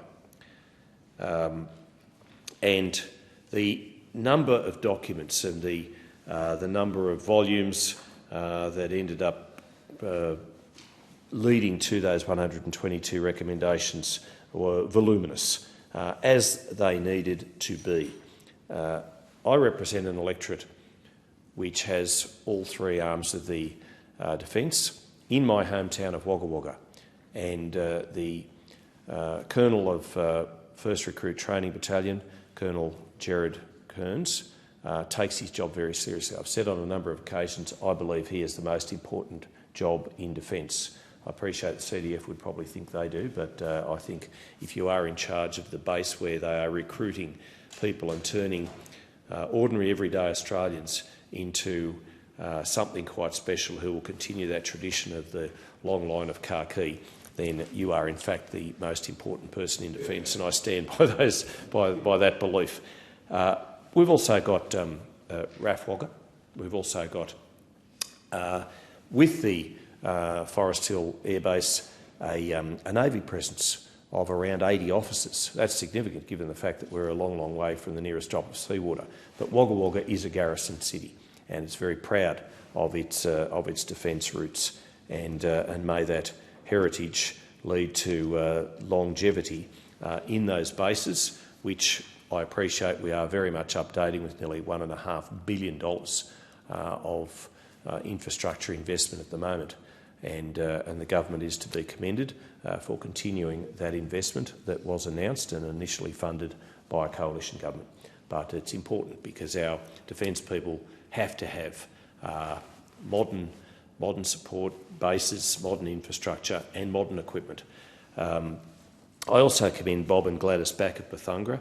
They run what's called the Integrated Service Persons Association, helping veterans. Anybody who helps veterans is a good person. Good of heart, good intentioned, and I do thank those two, deservedly recognised with OAMs in the past for the work that they do. We say TYFYS, thank you for your service, and they shouldn't be meaningless words. They should have words with purpose, with meaning and with impact.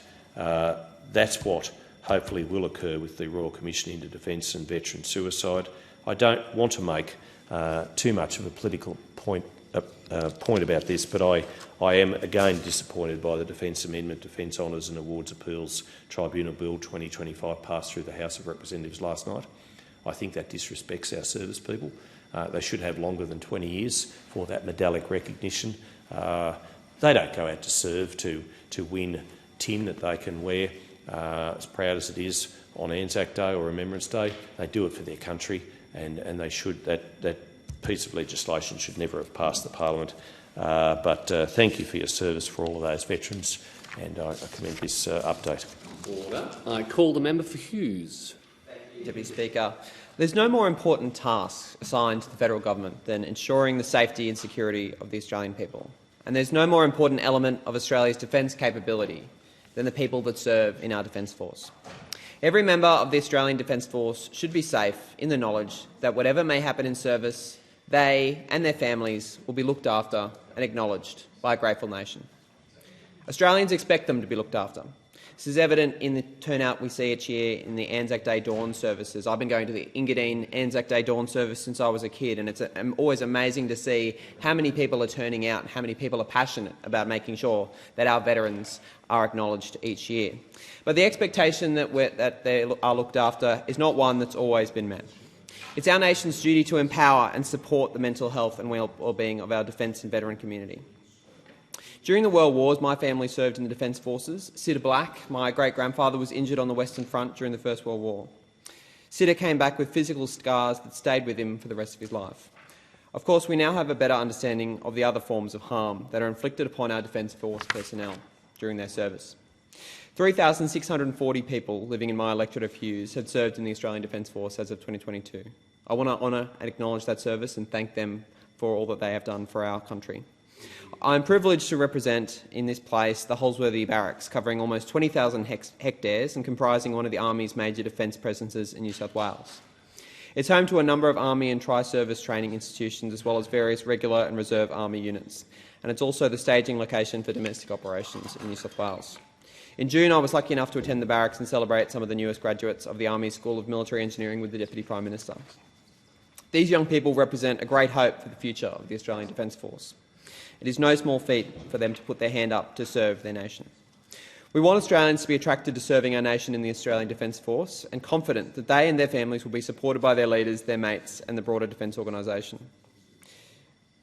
The Royal Commission into Defence and Veteran Suicide was secured in 2021, which heard from thousands of current and former serving defence members and families, particularly the families of those who no longer are here to speak for themselves. It heard of systems that were broken, of a culture that was toxic, and heard that not enough was being done to support our personnel during and after services. We've heard those calls, and we've acted. The Royal Commission released an interim report in 2022 containing recommendations they deemed the most urgent, and we acted on them. This government has cleared the unallocated compensation claims at DVA so that new claims are reviewed within 14 days. We've legislated the Veterans Entitlements Treatment and Support Simplification and Harmonisation Act, the VETS Act, to simplify the veteran compensation system that will kick in next year, overhauling the complex system that causes confusion and frustration, which the Royal Commission identified as a contributor to suicidality among our veteran community. This will mean all veteran claims are assessed for compensation and rehabilitation under a single piece of legislation that will be simpler to use and faster to process. This is the most significant reform to how we support veterans in a century. As a result, we are able to better provide the services and supports the veteran community needs when and where they need them. In September last year, the Royal Commission into Defence and Veteran Suicide released the final report. It contains 7 volumes and 122 recommendations. It was harrowing reading. This government was tasked with effecting a once-in-a-generation opportunity for cultural change and reform. By December, the Albanese government responded, and we agreed in principle to 104 recommendations, noting 17 for further work. I noted in my first speech in this place how proud I am to be a part of a government that has agreed to these. The Royal Commission's final report contains several significant recommendations related to sexual violence in the Australian Defence Force. Defence is taking decisive and immediate action to strengthen the way that we respond to sexual violence within the ADF. I've spoken to women within the service who have been directly affected by this and for whom the effects of it are ongoing. Recommendation 15 has been implemented through an updated central policy on sexual misconduct, which now provides clearer, more consistent guidance for commanders and managers. It outlines when to engage the Joint Military Police Unit, how to determine whether conduct may constitute a criminal offence, and introduces structured return-to-work protocols for those impacted by misconduct. While the military justice system serves a distinct function, ADF personnel are also subject to civilian law, and Defence's policies must reflect that accountability. In the same month, we established the Royal Commission Implementation Task Force within the Department of Prime Minister and Cabinet to oversee the development of comprehensive and considered advice on implementing the response to the Royal Commission. We listened to our service members and the veteran community, establishing an independent task force to drive implementation rather than empty platitudes. At the beginning of August, 9 recommendations had already been fully implemented, and there are a further 110 on the way. There is, of course, still a lot of work to come on implementing the recommendations of the Royal Commission, but a year on from its final report, we're making good progress. However, the government has not limited itself to just the work coming from the Royal Commission. We set about improving supports for defence personnel, veterans and families before the work of the Royal Commission was complete. We're better supporting people in service, and we're seeing more people choose to stay in the ADF for longer as a result. We've also expanded our Veterans and Families Hub network so people can access support close to home. A common theme throughout the Royal Commission was discussion on difficulties engaging with both the Departments of Defence and Veterans Affairs in relation to information access. While the implementation of recommendations 9 to 13 of the interim report have significantly improved this, there is still more to do. Engaging with the Department of Veterans Affairs has also not been straightforward as it should be for the veteran community, and mechanisms like the DVA website were perhaps more of a barrier to providing useful information than a useful tool. So I'm really pleased that today the new and improved DVA website has gone live. It's more user-friendly and includes a first-of-its-kind for the federal government AI search tool that will actively answer questions from veterans and the supports and services they can and should receive. The Royal Commission's task for us as a government was no small feat, but we have no doubt that its delivery will ensure the most comprehensive reforms to the systems, processes and culture to support defence personnel and veterans and families ever undertaken in Australia. Implementing these reforms from the Royal Commission are not a nice-to-have. They are vital in ensuring that defence personnel, veterans and families receive the care, services and support that they not only need, but they deserve. We will continue to take actions that are not easy, but that are right and are essential. We take action on the Royal Commission as quickly as we can. It's our duty to those who have answered the call to defend our country. It's the least we can do to repay their commitment and their sacrifices for Australia. And I want to thank all our veterans who might be listening to this today and listening to us discuss these matters, and acknowledge all their service and their commitment to this country. Thank you. Order. I call the member for Ryan. Thank you very much, Deputy Speaker. The Royal Commission into Defence and Veteran Suicide received nearly 6,000 submissions and conducted 900 private sessions. It's a once-in-a-generation opportunity. It cannot gather dust. It cannot be treated the way other recommendations and reports have been, reform efforts quashed by Defence. I must express profound gratitude for the advice and time that so many in the veterans community have given to this Commission and subsequent related bills and inquiries in helping us understand the complex and interconnected challenges faced by veterans and their families. I'm also very grateful for the work of veterans and advocates in the Ryan community, many of whom I've met. Ryan is home to the Enoggera Army Barracks and a large ADF and veteran community. Many in this community have shared moving stories with me of their experiences, and some remarkable veterans in my community, and I'm very, very proud of this, are working tirelessly to seek support and justice for their very deserving comrades. One absolutely non-negotiable recommendation that must be implemented is for a standalone statutory entity that oversees and drives a system-wide reform that this report calls for. I'm pleased that there is now support for standalone legislation for a truly independent commission, and the Greens are ready to work with the government on that. The Commission, its report, and those who contributed to it deserve more than just lip service. We need to be honest about the challenges and to continue on the path of respect and deep listening for this community. That is how we can change the lives of veterans for the better, and that must be our collective goal. We know that there are deep cultural issues in the ADF contributing to these tragic outcomes. The culture of silence, military values are fuelling suicide risk, and defence leadership must be held accountable for failures to address that culture. These cultural issues ripple across our society, particularly for families of veterans. After losing loved ones or dealing with the fallout of a cruel system, families are often forced to navigate a cold and careless system and set of processes. It's a real credit to the veterans community and the families of veterans that this commission was secured in the first place. We owe it to all of those involved and the loved ones that they have lost to implement the recommendations. Finally, I want to highlight that the goal of the Commission must be no more suicides. To quote Julianne Finely, we have to go for zero suicides because if we don't, we're not doing our best. It's as simple as that. It doesn't matter what the answer is to that. We have to go for zero. Thank you, Deputy Speaker. Order. I call the member for Spence. Thank you, Acting Deputy Speaker. It gives me great pleasure to stand and speak today,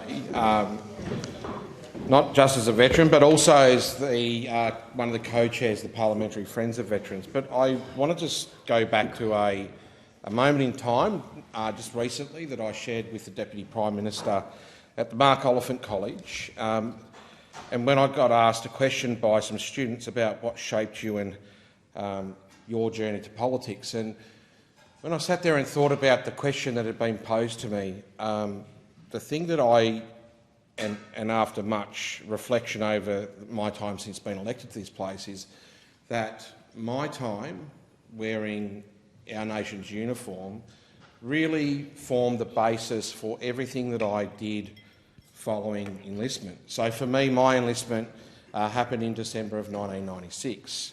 It was an extremely joyous period in my life. I'd just finished high school. My mates that I'd been through primary school and high school, we were all sitting down. We made a decision to enlist together, and in the January and February, maybe not so smart, of 1997, we headed off to Puckapunyal and completed our basic training as enlistees to the Royal Army Reserves. And it started a learning process for me that helped shape me to be the person that I am today, something that I'm extremely grateful for. And the reason why I want to start there and start with that explanation is that, as rightfully the member for Riverina said earlier, that not all veterans are broken. We must see through the scars and see the skills that our veterans have, because there is some fine contributions that have been made by veterans, not just in this chamber, but across our great country post-service. But the Royal Commission into Defence and Veteran Suicide did uncover a lot of alarming facts. And I am one of those people who have had good mates that I served with commit suicide on discharge or not long after. I have watched some of my mates really struggle with PTSD after their service overseas. And unfortunately, they have been left hanging when they most needed support. And that's why I'm so buoyed by the support that's now been put in place in ensuring that we talk about veteran wellbeing from the day you enlist. When I enlisted, your discharge was never talked about. It was far off in the distance. It was a never, never, it's not going to happen to me. But I discharged after 3 years of service. I had friends who discharged after 1 year of service under medical reasons. It's when you discharge, when you least expect it, that things start to come down on top of you, and that's when we see things spiral out of control. And often because it's never been a realisation that we need support. So I'm extremely encouraged by the fact that we are going to start talking about the process to civilian life following your time in uniform as a key focus of the findings from the Royal Commission. I do want to take special note of a very special person who was sitting in the chamber in the House of Representatives earlier this morning whilst the Minister did give his address, and that is Julianne Feeney, who is a remarkable South Australian with a remarkable son, David. She really has been a shining light in ensuring that this Royal Commission got off the ground, and she has seen it through. She has turned up time and time again in this place to make sure that this Royal Commission delivered outcomes to prevent suicide and a lack of support from being the norm for our ex-service personnel. And I want to say to Julianne Feeney, thank you for everything you've done. Thank you for being here today. And thank you for everything that you will do in the future, because I know that you are not going to stop and you are making a huge difference, and it does need to be acknowledged in this chamber. I have the very great pleasure of being in a chamber with quite a number of ex-serving personnel on both sides of the chamber and on the crossbench. And I think it does help when we have these types of discussions to have that type of experience from all sectors of the chamber to ensure that accountability and a delivery of the findings happen. Now, one of those findings was the backlog of claims, 41,000 approximately when we came to government in 2022. And to hear today that we have cleared that backlog completely but are reviewing claims within 14 days sends a really clear signal to our veterans that you are valued, and we are providing all the right levels of support to make sure that your claim matters and that it is of the highest priority for this government. The Veterans Entitlement, Treatment and Support Simplification and Harmonisation Act also is going to go to assisting this process. It helps simplify what has been an extremely complicated rehabilitation and compensation scheme for veterans. When we go out to our RSLs across our electorates, the first thing you hear is a veteran who has gone through a period where they have had delay after delay after delay to get the help that they need. Haven't been able to get a decision to be able to move forward and get the treatment that they desperately need, or have had to go into significant financial hardship to get treatment just so they can stay on their own 2 feet and carve out a living. The simplification of these rehabilitation acts is massive. It will make a huge difference for so many veterans moving into the future. I can't wait for next year when this new act goes live. It's going to make life so much better for our veterans, and so it should.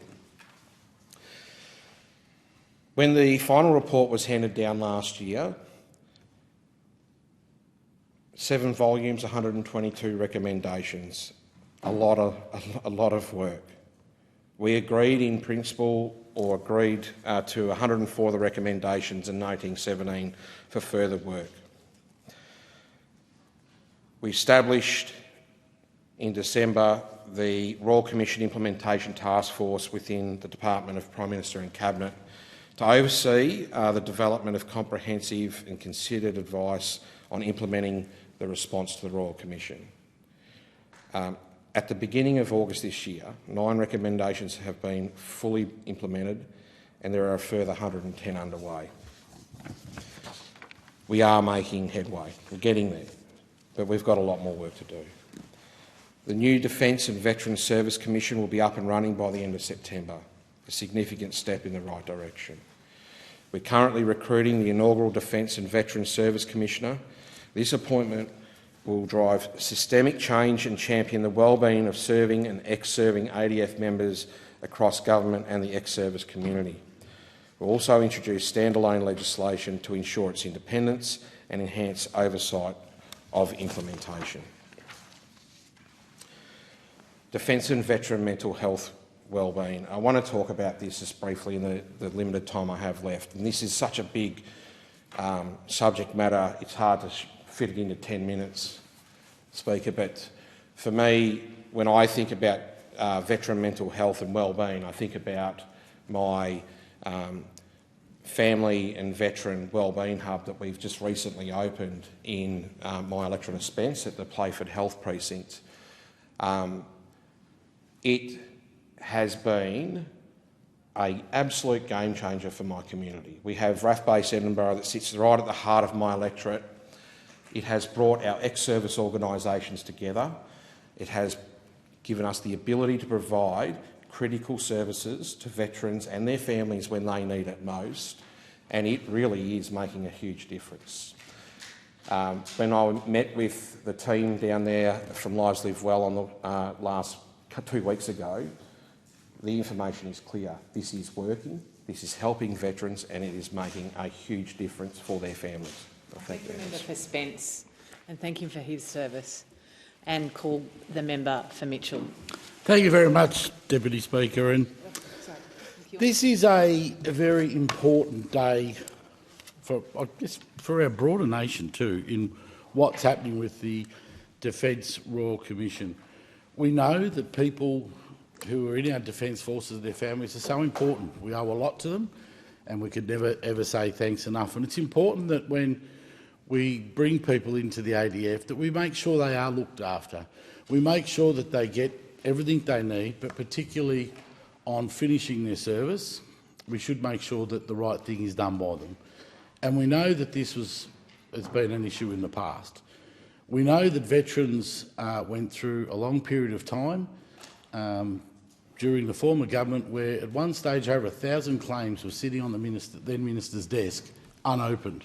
We know the veterans came to us saying the problem they were having was with DVA in the previous government. The words that really haunt me and still haunt me was the veterans' view when it comes to DVA and supporting veterans was delay, deny, die. That was the view of veterans of what was happening. They believed that they were constantly being delayed, constantly being denied, and then some took the worst scenario out. And it was something that we had to fix. And so we worked extremely hard to push to get a Royal Commission into veteran suicide. We know the issues, and I've met Julianne Finney myself a few times, lovely lady, suffering quite a lot with what happened to her. And she's not alone. Sadly, she's not alone. There are lots of others like that. And when you talk to people through the veterans community, you know that this is not uncommon for a range of reasons. And it's why governments need to act and do the right thing. If you ask someone to put their life on the line, to defend our nation, to defend our values and everything we believe in, you have an absolute obligation to make sure that if they're broken, you look after them. To make sure if they've got problems that you fix them and you give them the support that they need.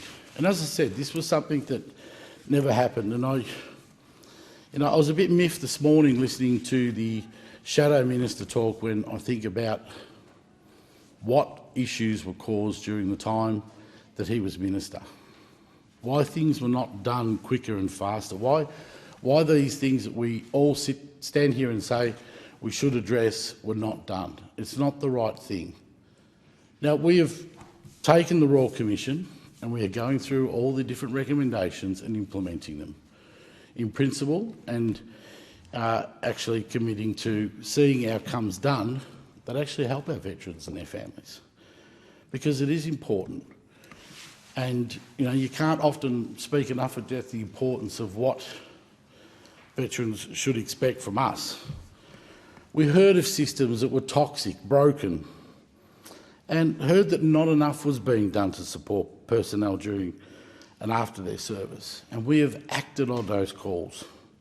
The many thousands of people that we've spoken to about this, when you go to RSLs and you talk to, and the number one thing that keeps coming back was, we're just getting nowhere. We're really just pushing it uphill and no one's listening. Well, we listened. We made that commitment that we would listen, and we are acting on that and getting things done. In September last year, the Royal Commission in Defence and Veteran Suicide released its final report. 7 volumes and 122 recommendations. And I know that when I went to the Doreen RSL, they wanted a copy of it. They wanted to see what was there. Because so many of their members have issues that they've faced from their time in service and the problems that's happened. And again, I took this quote that came from former Minister G, who was the Minister for Veteran Affairs in the Morrison government. And when he asked for more money, he threatened to resign because he believed that we needed to do more, and he was right. But when it came back, that the response from the former government was the government was only prioritising funding to those that had a political advantage. Now, they're words that should turn anyone's stomach. 29th of the 5th, 2024. That's what he'd said. It should not have happened. It's not about prioritising funding, it's about doing the right thing. Now, I know from my own time through being in this place working with the DART, the Defence Abuse Tribunal, the problems that have happened there. I've had veterans come to me bringing in tons of paperwork showing the issue that they had in abuse in the Defence Force, to sit in front of DVA and be told, with the Minister of both colours, never happened. But when you produce the military medical professionals report, the military police reports that all show it did happen, 2 weeks later, this is after veterans have been fighting for 12, 18 months. 2 weeks after that meeting, when they produced those papers that were already there, suddenly DVA says, oh yes, it did happen. We will do that. We'll pay to take you to a psychologist because you've been abused, but we won't pay the psychologist. The idiocy of that just had to stop. And when I know some of my friends who have really been more brave and courageous than I could imagine by bringing forward their sexual abuse in the Defence Force, you know, to hear their harrowing stories and what that's done to their lives is just phenomenal. But this is why what we are doing today and what we're doing with the Royal Commission is so important. We have to stop this from happening again. We can't have these situations happen. Men and women go into the Defence Force, they're there to serve our nation, and they do it well. They don't need to be keeping an eye on their backs the entire time. And that's why this is so important that we do these recommendations. It's so important why we have these systems in place to make sure that when they put on that uniform, they know that their government's got their back and they know that they're going to be safe. Because they put themselves into harm's way with enough things without having to worry about what's behind. We know that a lot of the situations that we deal with where there are issues in the way that the tribunals have been working and these things that have been overcomplicated and made very difficult. And I really congratulate Minister Keogh for doing something that no one else has done. He has worked excessively hard to make sure that our veterans' entitlements are paid in a timely manner and they get what they're entitled to. Again, I go back to those harrowing words: delay, deny and die. No more should that happen. And I think that when we look at how we've been working through this since the 12 months since the Royal Commission report, you've seen that we are continually working to improve the situations for veterans and our defence personnel. We made a commitment that we would fix these things when we called for the Royal Commission, and give credit to Senator Lambie, who was very vocal as well. To get this done was so important. And I think what it shows is we do value our veterans, we do value our defence personnel, and we're actually stumping up to show that. It's not just hollow words. It's not just words about trying to find a political advantage. It's about actually doing the right thing. I think about, the situation of with my grandfather when he came back with shell shock. Got the harden up, you'll be right, out you go. Like many veterans of World War II and many veterans of Vietnam, they took the hard way out through the bottom of a bottle. And that's just not right. Now, I know we've all got to, pull our socks up and really work hard to get this done, but we've taken these first steps, and the steps that we're continuing to take on this journey is about fixing that. So no more do we hear, of the Julianne Finneys of the world. And I want to have a big shout out to Jeb Summer, who's a young bloke from the Cedar Hawk now. He was in McEwen, but unfortunately the AEC Force downgraded him to Hawk. He runs Save Our Services. He stood at a Anzac Day ceremony and threatened to hand back his medals. That was shocking because he couldn't get the support. Now he gets that. He's running these great programs of Veterans for Fishing to deal with mental health and supporting people. But when you have a veteran threaten to give back their medals because they felt their country wasn't helping them, that's just not on. It's got to be stopped, and that's why I've continued to push and fight to get as much as we can done, as quick as we can, to help these people because, as I said at the beginning, when we ask them to put our uniform on to do things for our country, it is our obligation to make sure that when they come back, when they've finished their service, we look after them. Thank you, the member for McEwen, and I call the member for Solomon. Thanks, Deputy Speaker. I think Australians mostly understand service and sacrifice that are the hallmarks of our ADF veteran and their families, community. As a fourth-generation veteran, I have the great honour of being appointed by the Prime Minister as a Special Envoy for Defence and Veterans. So, as a result, I have many opportunities to meet with ADF members, with veterans and with their families, and with ex-service organisations and other people that come into contact with this community of outstanding patriotic Australians often.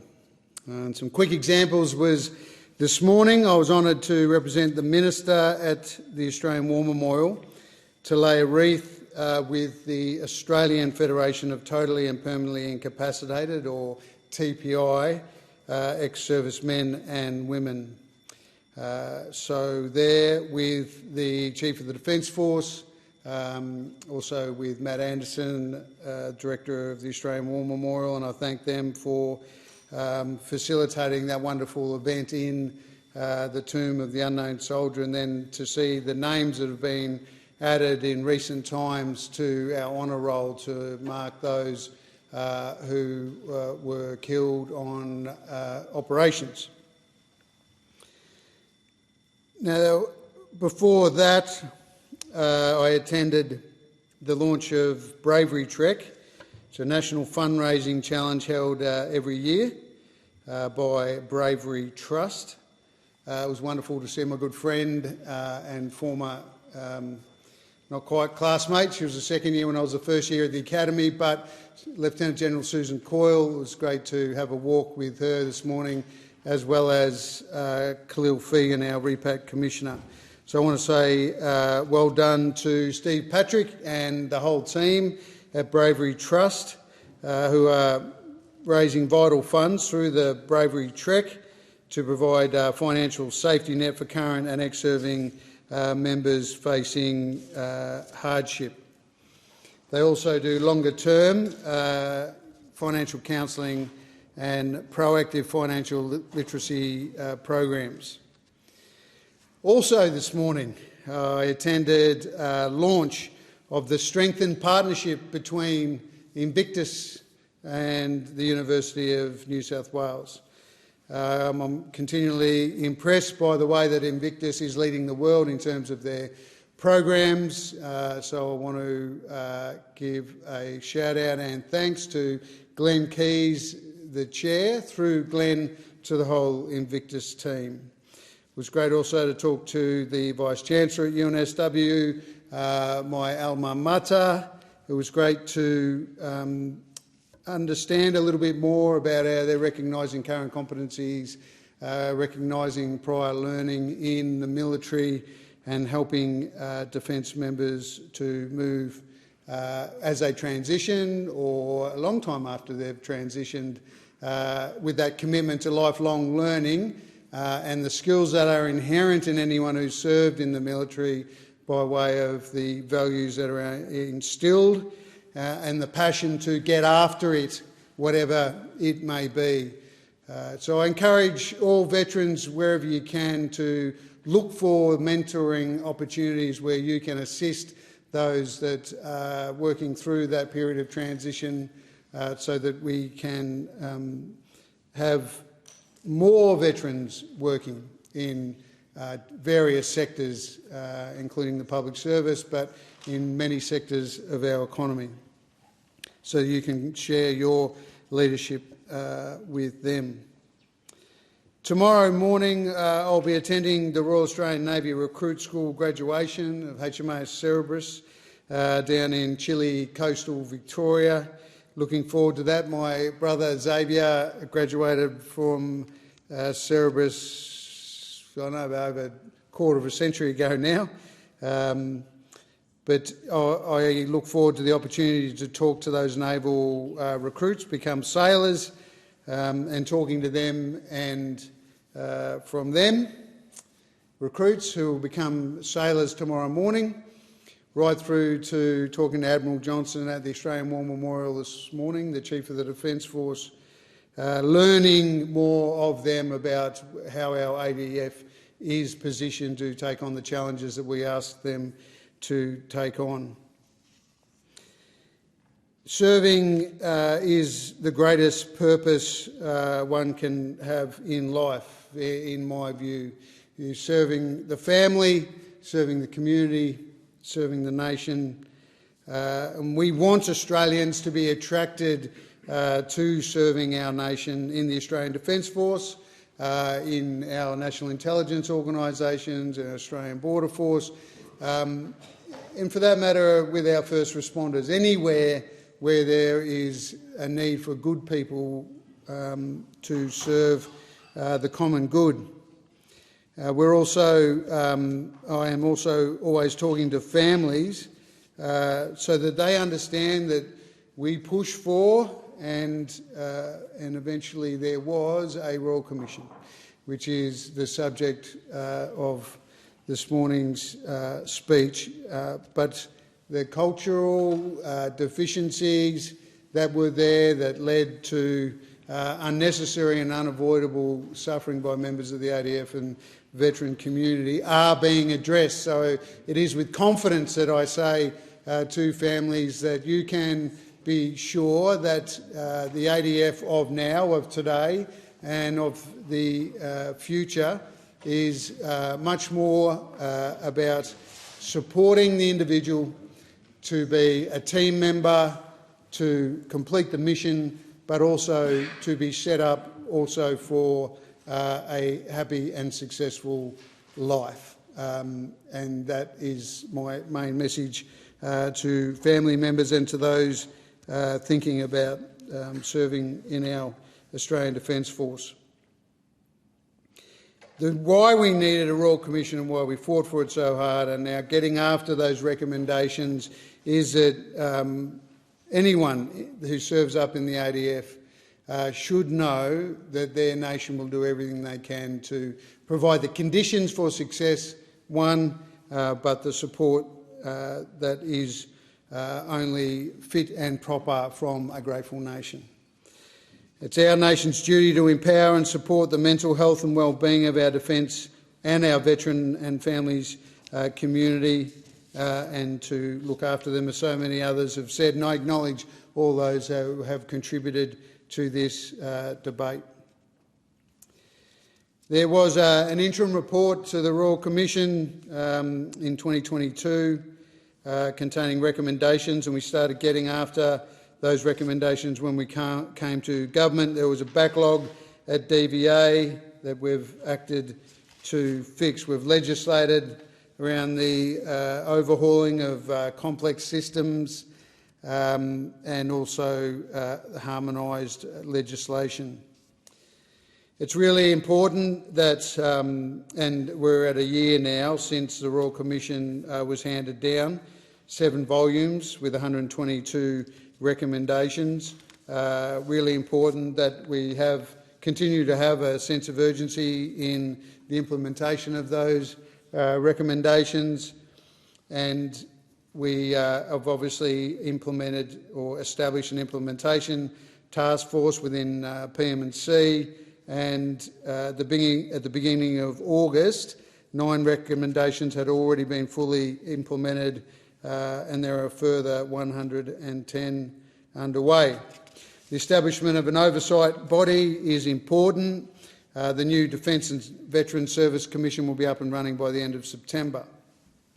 So it will provide, as I'm sure many others have mentioned, oversight and evidence-based advice to drive systematic reform to improve suicide prevention and wellbeing outcomes for the defence and veterans community. And we are currently recruiting for the inaugural Defence and Veterans Service Commissioner through a merit-based recruitment process. The Commissioner will have significant independent investigation powers into veteran supports and progress of implementation of the recommendations from the Royal Commission, and that is important. Today we have released the Defence and Veterans Mental Health and Wellbeing Strategy. That is important as well, and we're doing everything we can, as we should. I thank the member for Solomon and call a member for Griffith. Thank you, Deputy Speaker. As we approach World Suicide Prevention Day next week, it's important to reflect on what we have learnt from the recent Royal Commission into Defence and Veteran Suicide and the progress we as a government have made. On 8th of July 2021, the Australian Government established the Royal Commission. The Royal Commission's inquiry, which concluded on 28 August last year, examined systemic issues and common themes in past deaths by suicide of Australian Defence Force members and veterans. Importantly, this included suspected suicides and lived experience of suicide risks. The Royal Commission delivered its interim report on the 11th of August 2022, and the final report was delivered in September last year. Deputy Speaker, I thank sincerely those serving and ex-serving personnel and their families who bravely shared their stories with the Royal Commission. Anyone who has read the report has encountered heartbreaking and devastating stories of anguish and loss. Deputy Speaker, I say to those who spoke up, your courage and your commitment has provided us all with an opportunity to learn and strengthen how we as the federal government approach mental health and welfare of those current serving members, our veterans, and as importantly, their families. Last year, the Albanese government released the Defence and Veteran Family Wellbeing Strategy, the Family Strategy. This delivers on Labor's commitment to identify ways to better support the families of defence personnel and veterans, and it will further assist in responding to the Royal Commission. Delivering the strategy will help families to access appropriate housing solutions, offer greater certainty around locations for Defence Force personnel and their families, and provides better support during and after transition for ADF families. I listened with great interest and, to be frank, quite a bit of pride this morning as our Minister for Veteran Affairs, the Honourable Matt Keogh, updated the House on the progress that has been made since the Royal Commission and their final report. I'm fortunate to have some unique insights into the impacts of defence life on children and families. Before running as a candidate for my electorate in Griffith and stepping into this place as a Member of Parliament, I was the CEO of the Australian Kookaburra Kids Foundation. Kookaburra Kids was founded by Diane Madden more than 20 years ago to support young people impacted by family mental illness, with the aim of empowering them to build resilience, lifelong knowledge and abilities so that they can reach their potential. Kookaburra Kids also supports the children of current serving and former serving Australian Defence Force personnel through the Defence Kids program. The Department of Veteran Affairs funds the Foundation to deliver Defence Kids across Australia, and the organisation provides camps, activity days and age-appropriate mental health education, focusing on coping skills and resilience, while allowing children to bond with peers who are facing similar challenges. For Defence families, challenges can be vast. Relocation challenges, and for children making new friends, changing schools, parental absence, missing mum or dad, and sometimes dealing with the impacts of mental ill health within families, which might look like depression, anxiety or PTSD. Through camps, activity days and online programs, these young people find connection and community. They meet peers who understand the challenges of relocations, deployments or having a parent affected by service. This unique program is supporting the unique needs of children from serving and ex-serving ADF families, and it has been made possible by the Australian Government. The most impactful story that I encountered in my work with the Australian Kookaburra Kids Foundation involved two little boys, not much older than 8 years old. I was at a camp where these boys were participating in a chat group, which is where mental health literacy is taught with young people.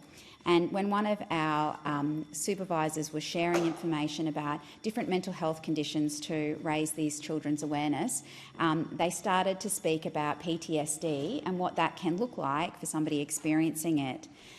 One of the symptoms that was shared with the young people was an aversion to and a sensitivity to loud noises. And one of the little boys was very distracted, and he was playing with little fidget toys and very much focused on something else, I thought. And another little boy spoke up and said, when my dad's home, we have to be really, really quiet. We can't make any noises. And this other little boy, who I thought wasn't paying attention, looked up, as sharp as anything, and said, "Me too." It's through those connections that children form with Kookaburra kids and their knowledge that they gain about mental health that really empowers them to go on and understand their family dynamics and how we can break cycles of mental ill health. Our servicemen and women willingly stand ready to protect our nation, sometimes far from home, with their families adapting to frequent moves and managing everything that comes with a deployment. They contribute so much, and families carry hidden sacrifices every day. It's only right that we stand beside these families, not just with gratitude but with tangible, meaningful support. In my own electorate of Griffith, I see firsthand the extraordinary work being done to support our veterans and their families. The Gallipoli Medical Research Foundation is based in my electorate of Griffith, and it's leading world-class research into mental health and well-being of our veterans. I want to acknowledge the work of Miriam Kent, their fabulous CEO, and her team. Their work on PTSD, transition and long-term health impacts is giving us insights that shape policy and improve lives. I've had the privilege of visiting the Foundation multiple times over the last year, once with the Deputy Prime Minister Richard Marles, and again with my colleague and good friend Luke Gosling OAM, who just addressed this place, the member for Solomon. He's a fourth-generation veteran and also Special Envoy for Defence and Veterans. Each visit to the Gallipoli Centre has been a reminder of the commitment and compassion that drives their work. And this year it was my great honour to commemorate Anzac Day at a very wet dawn service at the Gallipoli Medical Research Foundation, and the service reinforced just how deeply their research is connected to the stories, the service and the sacrifice of our defence community. I also want to pay tribute to Legacy Brisbane, headquartered in South Brisbane in my electorate. Legacy Brisbane supports almost 4,000 family members of fallen and injured veterans across South East, Central and Western Queensland. They work to make a tangible difference to children, to partners and to ageing parents, ensuring that no one's left behind. And I especially want to thank Legacy Brisbane CEO Brendan Cox and his whole team for their tireless service and also their relentless advocacy. The compassion, respect and practical support that they provide is extraordinary. Deputy Speaker, we know there is so much more work to do. Too many families still struggle to access timely, appropriate support, but we are making progress. Veterans' claims are being processed faster. More people are choosing to stay in the ADF for longer, and our Veterans and Families hubs are expanding so that support is closer to home. The Royal Commission tasked us with nothing less than a once-in-a-generation reform, and that is exactly what we are delivering. As the Minister outlined this morning, we are not limiting ourselves to just the work of the Royal Commission. We are already seeing more people choose to stay longer as a result. We have expanded our Veteran and Families Hub so people can access their support close to home. And we're working hard to ensure we achieve the most comprehensive reforms to the systems, processes and culture to support defence personnel and veterans and families ever undertaken in Australia. Implementing these reforms from the Royal Commission are vital to ensuring that defence personnel, veterans and also families receive vital care, services and support. Deputy Speaker, I stand here not just as a parliamentarian, but as someone who has walked alongside families in this space in my career prior to coming to this place. I have found it an enormous honour in my career to have been able to work with those families, to work with those children and their parents and see everything that they give up to support our country, and it is right that we support them in return. I know the difference that that support can make, and I have also seen firsthand the cost when it is absent.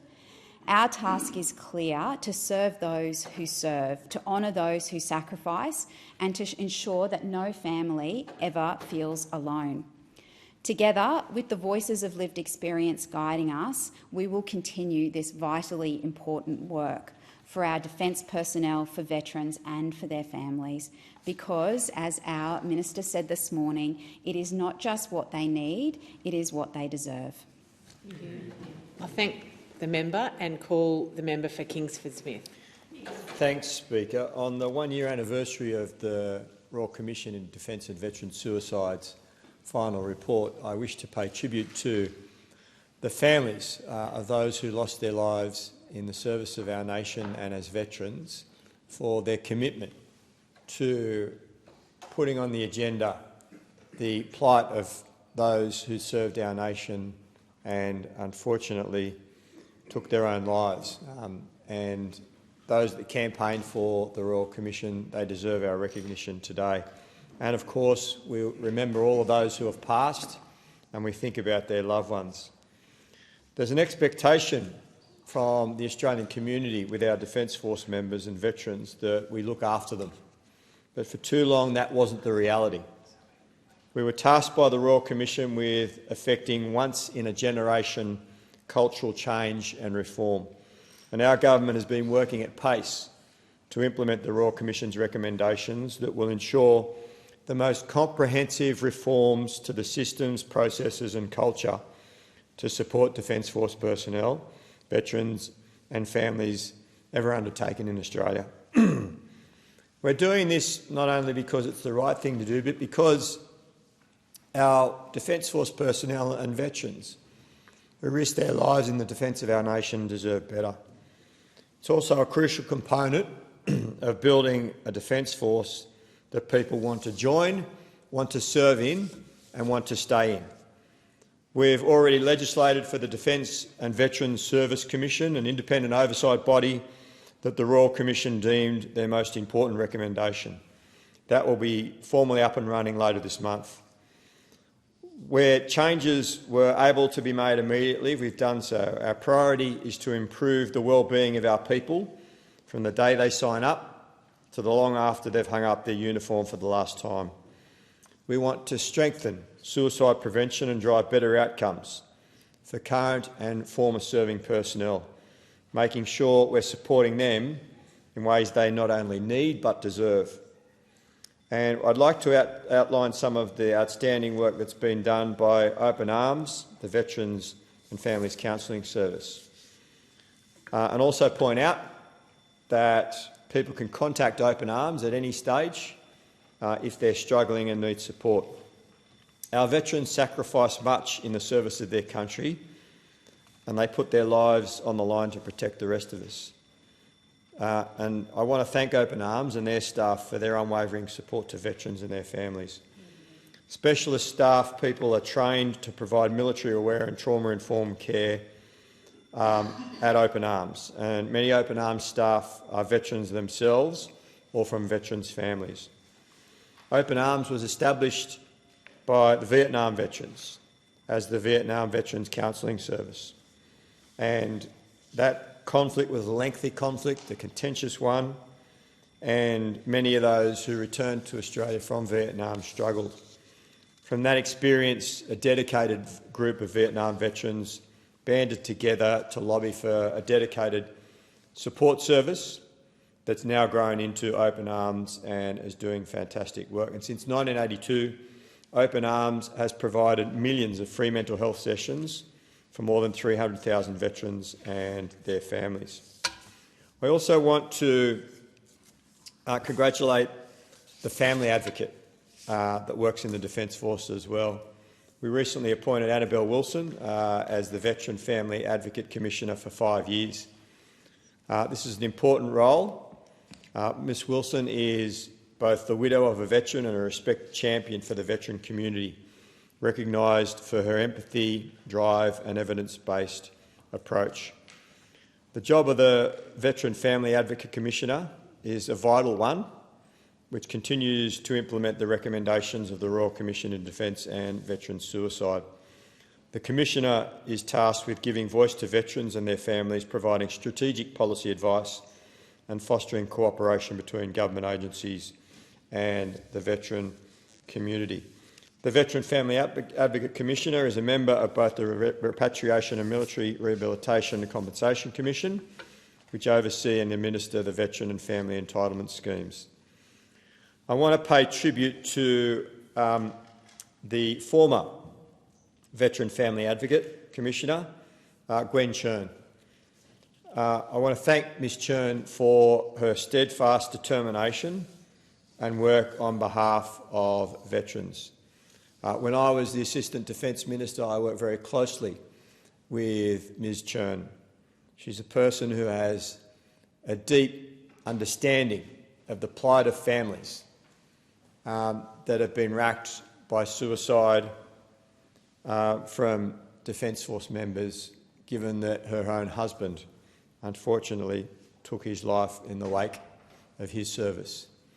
But Gwen has made sure that she devoted her life to assisting those veterans and their families cope with service and ensure that they get the best support and medical health services that they deserve and require. And I want to thank Gwen for her steadfast commitment to veterans and their families throughout this country and her sterling job in that role. Earlier this year, the government reappointed Khalil Fagan as Australia's Repatriation Commissioner for another 5 years. And Khalil is also someone that I work very closely with as the Assistant Defence Minister. Since his appointment in 2023, he's lent his voice to fellow veterans, ensuring they're heard on issues that matter to them. And in that role, Khalil, as the Repatriation Commissioner, working with the RSL, has established a Middle East Area of Operations scoping study to look at the impact of service in the Middle East since 2002 on our veterans and their families. For each major conflict that Australia has been involved in, there has been some form of study or investigation into the effects that service has had on veterans and their families. We did it after World War II, we did it after Vietnam, and it is right time that again we do this to ensure that government is responsive and that the Defence Force and veteran support organisations are responsive to the needs of veterans that served in the Middle East since 2002. I think it's important to point out, Speaker, that the needs of veterans change through the generations. The needs of Vietnam veterans will be much different to the needs of this generation, and that is the purpose of this scoping study, to make sure that we understand what those needs are and we can deal with them into the future. As Repatriation Commissioner, Khalil will continue and engage with and advocate for veterans to ensure that they receive those high-quality services from the Department of Veterans Affairs. I also want to thank and highlight the unbelievable advocacy of Julianne Finney, whose 38-year-old son, Royal Australian Navy Petty Officer David Finney, died by suicide in 2019. Ms Finney played a crucial role in the establishment of the Royal Commission into Defence and Veteran Suicide. She campaigned day in, day out, hour after hour, to ensure that her son's service and memory meant something and that our government responded She also shared her deeply personal story when the Royal Commission's public hearings opened in May 2023. And in my previous role as Assistant Minister, I worked quite closely with Ms Finney, and I pay tribute to her again for her advocacy. She is a wonderful Australian and she deserves our praise. The Royal Commission's task for us as a government is no small feat, but we have no doubt that delivery of this task is vitally important and will ensure the most comprehensive set of reforms to the systems, to the culture and the processes of the Defence Force and our veteran support organisations. Implementing these reforms from the Royal Commission is a priority for our government and will ensure that our Defence Force personnel, their veterans and their families get the service and the support that they deserve for serving our nation. I thank the member for Kingsford Smith and call the member for Whitlam. Thank you. Speaker, I have a strong personal interest in this issue. My maternal grandfather fought in the Borneo campaign towards the end of World War II, an operation conducted to liberate British North Borneo, as it was then called, from occupation by Japanese forces. My great-uncle also served in World War II, including as part of the Kokoda campaign fought in Papua New Guinea. For both these men, particularly for my grandfather, the scars left by those experiences affected them and our broader families for the rest of their lives. Tragically, the pain and anguish my relatives suffered, mostly in silence, after they returned home, was similar to the internal battles faced by so many other veterans. In more recent times, we have recognised that we have a duty to support the mental health and well-being of our defence and veteran community. The Royal Commission into Defence and Veteran Suicide was established in 2021, and I would like to note the substantial contribution of Senator Lambie, who joined with us to secure its establishment. The Royal Commission heard from thousands of current and former Defence members and families, and importantly, this included the families of those who were not there to speak for themselves. These stories were frequently heartbreaking. It was clear that systems were broken and not enough was being done to support our personnel both during and after their service. The Royal Commission released an interim report in August 2022, and this contained a list of urgent recommendations. I'm pleased to say that the Labor government acted on all of them. We have cleared the unallocated compensation claims backlog, which included 41,000 cases that had been waiting to be actioned. We have ensured that new claims are now being looked at by someone in the Department of Veterans Affairs within 14 days of being submitted. We are making good progress speeding up the system, with new liability claims under the Military Rehabilitation and Compensation Act of 2004 being processed in around 100 days. We engaged with a range of stakeholders, and after hundreds of discussions, we were able to pass the Veterans Entitlements Treatment and Support Simplification and Harmonisation Act in February this year. This legislation simplifies the complex veteran compensation system that too often causes confusion and frustration, and was identified by the Royal Commission as a contributor to suicidality amongst veterans. The new legislation means that all veterans' claims will be assessed for compensation and rehabilitation under a single piece of legislation that will be simpler to use and faster to process. In September last year, the Royal Commission released its final report with 122 recommendations. Within 3 months, the Albanese Labor government agreed in principle to 104 of those recommendations, and we are committed to conduct further work on the other recommendations. In December 2024, we established the Royal Commission Implementation Task Force to oversee the development of comprehensive and considered advice on implementing the response to the Royal Commission. Significantly, this task force sits within the Department of Prime Minister and Cabinet. The Royal Commission recommended that the most significant action the government could take to address defence and veteran suicide was to establish a new statutory oversight body with a dedicated and sustained focus on suicide prevention. We have taken action to establish this as a priority. The new Defence and Veterans Service Commission will be up and running by the end of this month.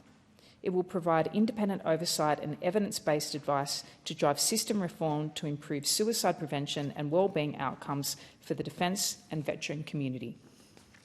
In addition, this government has announced $44.5 million in funding over 4 years for the Defence and Veterans Service Commission, and we are currently recruiting the inaugural Defence and Veterans Service Commissioner. The Commissioner will have a significant independent investigative powers into veteran supports and progress on implementation of the Royal Commission's recommendations.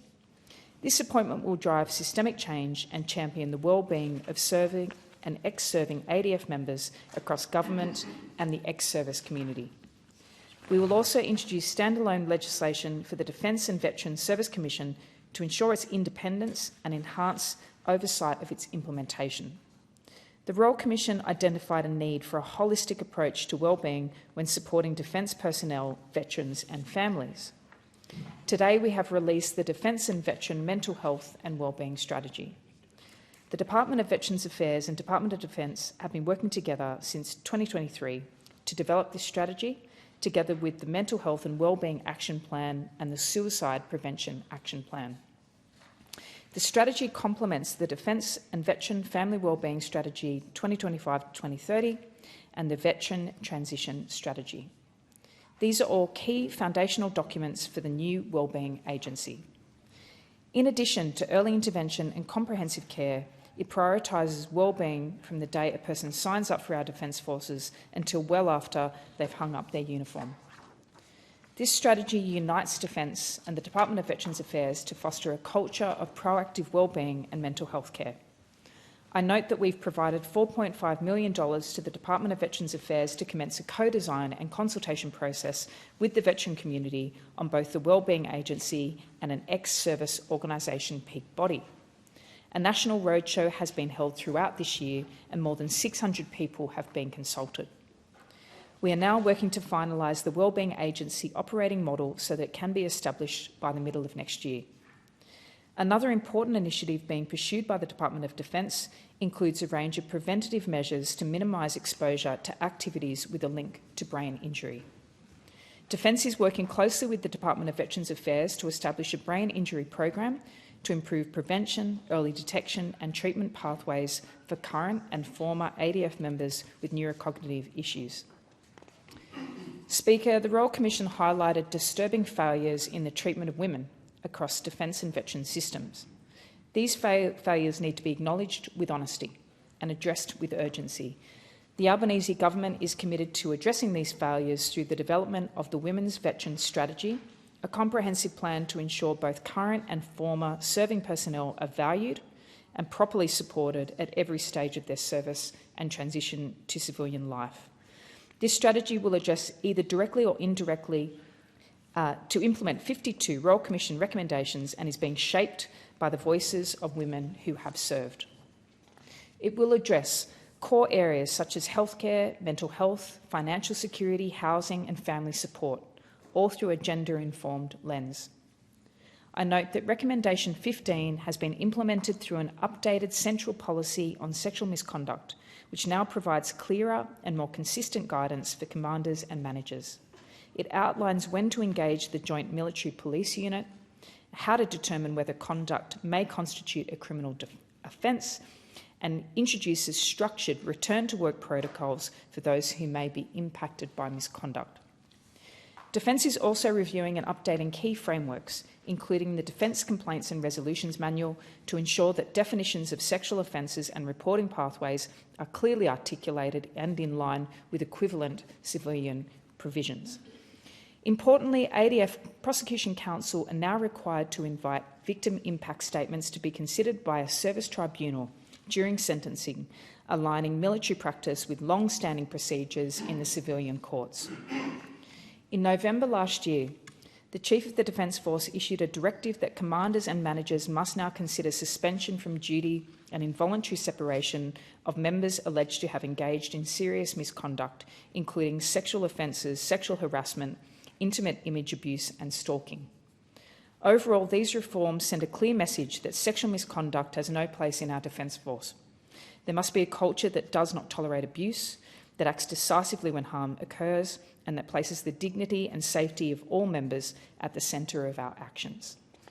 Speaker, 1 year after the final report was released, we've made good progress, but we are fully aware there is more important work to do. We wanted to deliver the most comprehensive reforms ever undertaken in Australia to reform the systems, processes and culture to support defence personnel and veterans and their families. The Albanese Labor government will continue to act on the Royal Commission's recommendations as quickly as we can. Thank you, Speaker. I thank the member for Whitlam and I call the member for Fadden. Thank you, Deputy Speaker. And I rise briefly today to make a contribution on this matter. And I wanted to firstly pay tribute to the contributions that have been made on both sides of the chamber on this issue. It's one that I think has been taken extremely seriously by all sides of politics, and there is a genuine and deep recognition of the issues that needed to be resolved. I rise particularly to pay tribute to some local residents that I've got to know very well, John and Robin Halloran. John and Robin lost their son, Tom, who had served our nation, and there was an enormous amount of pain for them and for Tom's sister, Annie, in his loss. The family first came to my attention when the local RSL at Runaway Bay approached me in my capacity as the local councillor to put a small plaque in memorial of Tom at our cenotaph at Runaway Bay. And I was moved at the time by the story, but by the family's efforts to not have lost Tom in vain. And I supported that small gesture, and within a very short period of time, Anzac Day rolled around and John and Robin and Annie were there.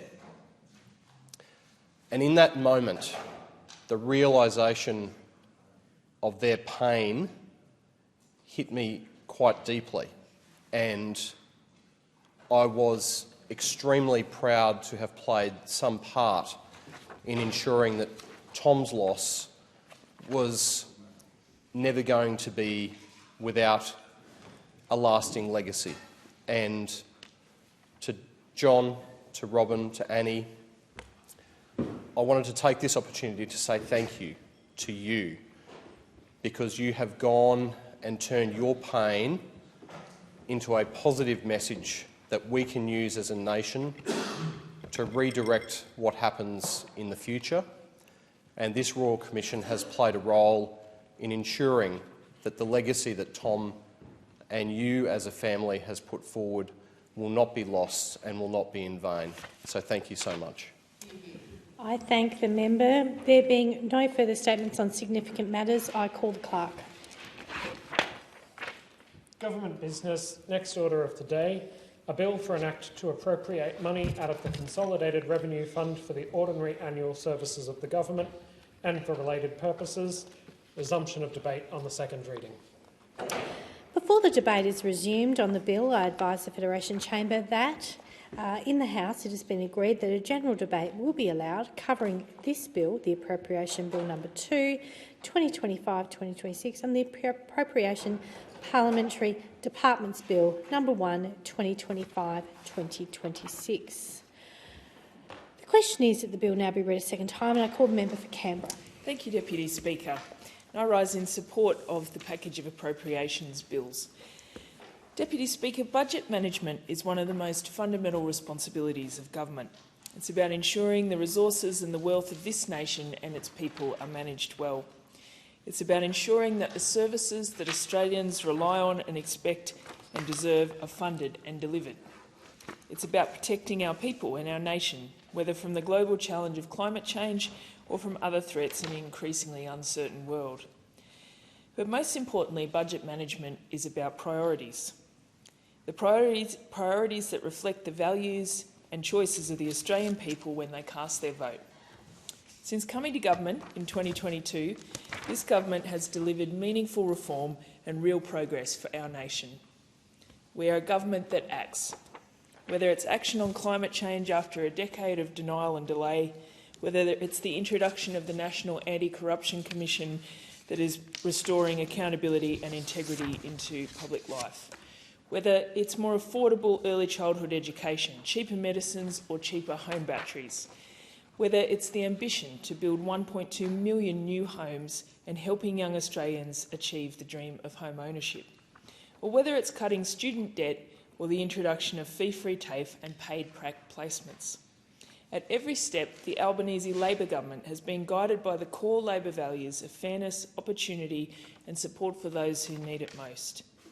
And we have delivered these reforms while maintaining strong fiscal discipline under the leadership of the Treasurer and Minister for Finance. Deputy Speaker, last term we delivered the largest nominal budget improvement in a single parliamentary term. We delivered the first back-to-back budget surpluses in nearly 2 decades. Because for all the bluff and bluster about surpluses from those opposite, when they were in government, it took Labor to actually deliver one. That is the harsh reality for those opposite. This is responsible economic management in action, and is what we are continuing to deliver in this second term in government. When Australians went to the polls, they voted for a government that would tackle the big challenges, invest in the services they rely on, and build a stronger, fairer future. These appropriations bills reflect that choice. They give effect to the commitments we took to the people, commitments we are proud to deliver. Commitments to reduce the cost of living and fight inflation, including more relief on energy bills, tax cuts for every Australian taxpayer, cheaper medicines and a 20% cut to student debt.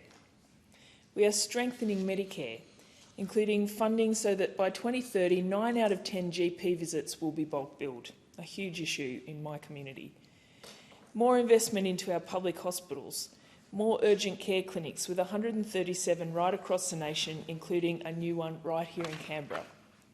More doctors and nurses in the system, and lower costs, more choice and more accessible healthcare for women. We're also making it easier to buy and rent a home. We're building more homes faster, using modern construction methods and expanding the Help to Buy scheme. We're providing up to $10,000 for apprentices in housing construction to ensure we have the tradies we need to build the homes Australians need. We're expanding the 5% deposit scheme to all first home buyers so that the most insurmountable burden of saving for a deposit is less of a hurdle. And we've invested $43 billion in our Homes for Australia plan as we work towards our 1.2 million new homes by 2030. We're fast-tracking the approvals of 26,000 homes that have stagnated, and we're freezing changes to the construction code so that builders can get on with the job of building. Alongside the Housing Australia Future Fund, Build to Rent, our shared equity scheme and other initiatives, this government is by far the most ambitious when it comes to housing policy in a generation. On education, we're investing at every stage. We're guaranteeing access to at least 3 days a week of subsidised early childhood education and care. We're fully funding every public school. We've made free TAFE permanent, and we're delivering reform to the universities sector through the Universities Accord. We're building a stronger, more resilient economy through our new national competition policy, through our Future Made in Australia plan supporting green metals production and clean energy manufacturing, and through expanded funding for the Clean Energy Finance Corporation. I also want to talk about some of the commitments we made at the election specifically for the people of Canberra. Perhaps our flagship announcement at our campaign launch was game-changing for our city, Deputy Speaker. Labor announced a $200 million investment to greenlight a new National Convention and Entertainment Precinct and a new aquatic centre in Commonwealth Park. And this is something that I have advocated for the whole time I have been in Parliament, because this new convention centre will be befitting of a national capital. It's so important that our city can be hosting the sort of events that we need to be playing our part on the world stage, and this will be a game changer for our local economy as well. The joint project with the ACT government will create jobs, boost our local economy and give Canberra the modern facilities a national capital deserves.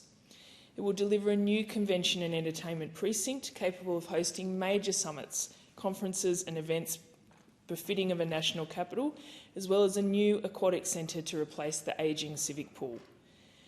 This investment is about building Canberra's future, supporting local business, tourism and hospitality, and ensuring our city has the infrastructure it needs to grow. And it shows the difference a federal Labor government makes when it works hand in hand with an ACT Labor government to deliver for Canberra.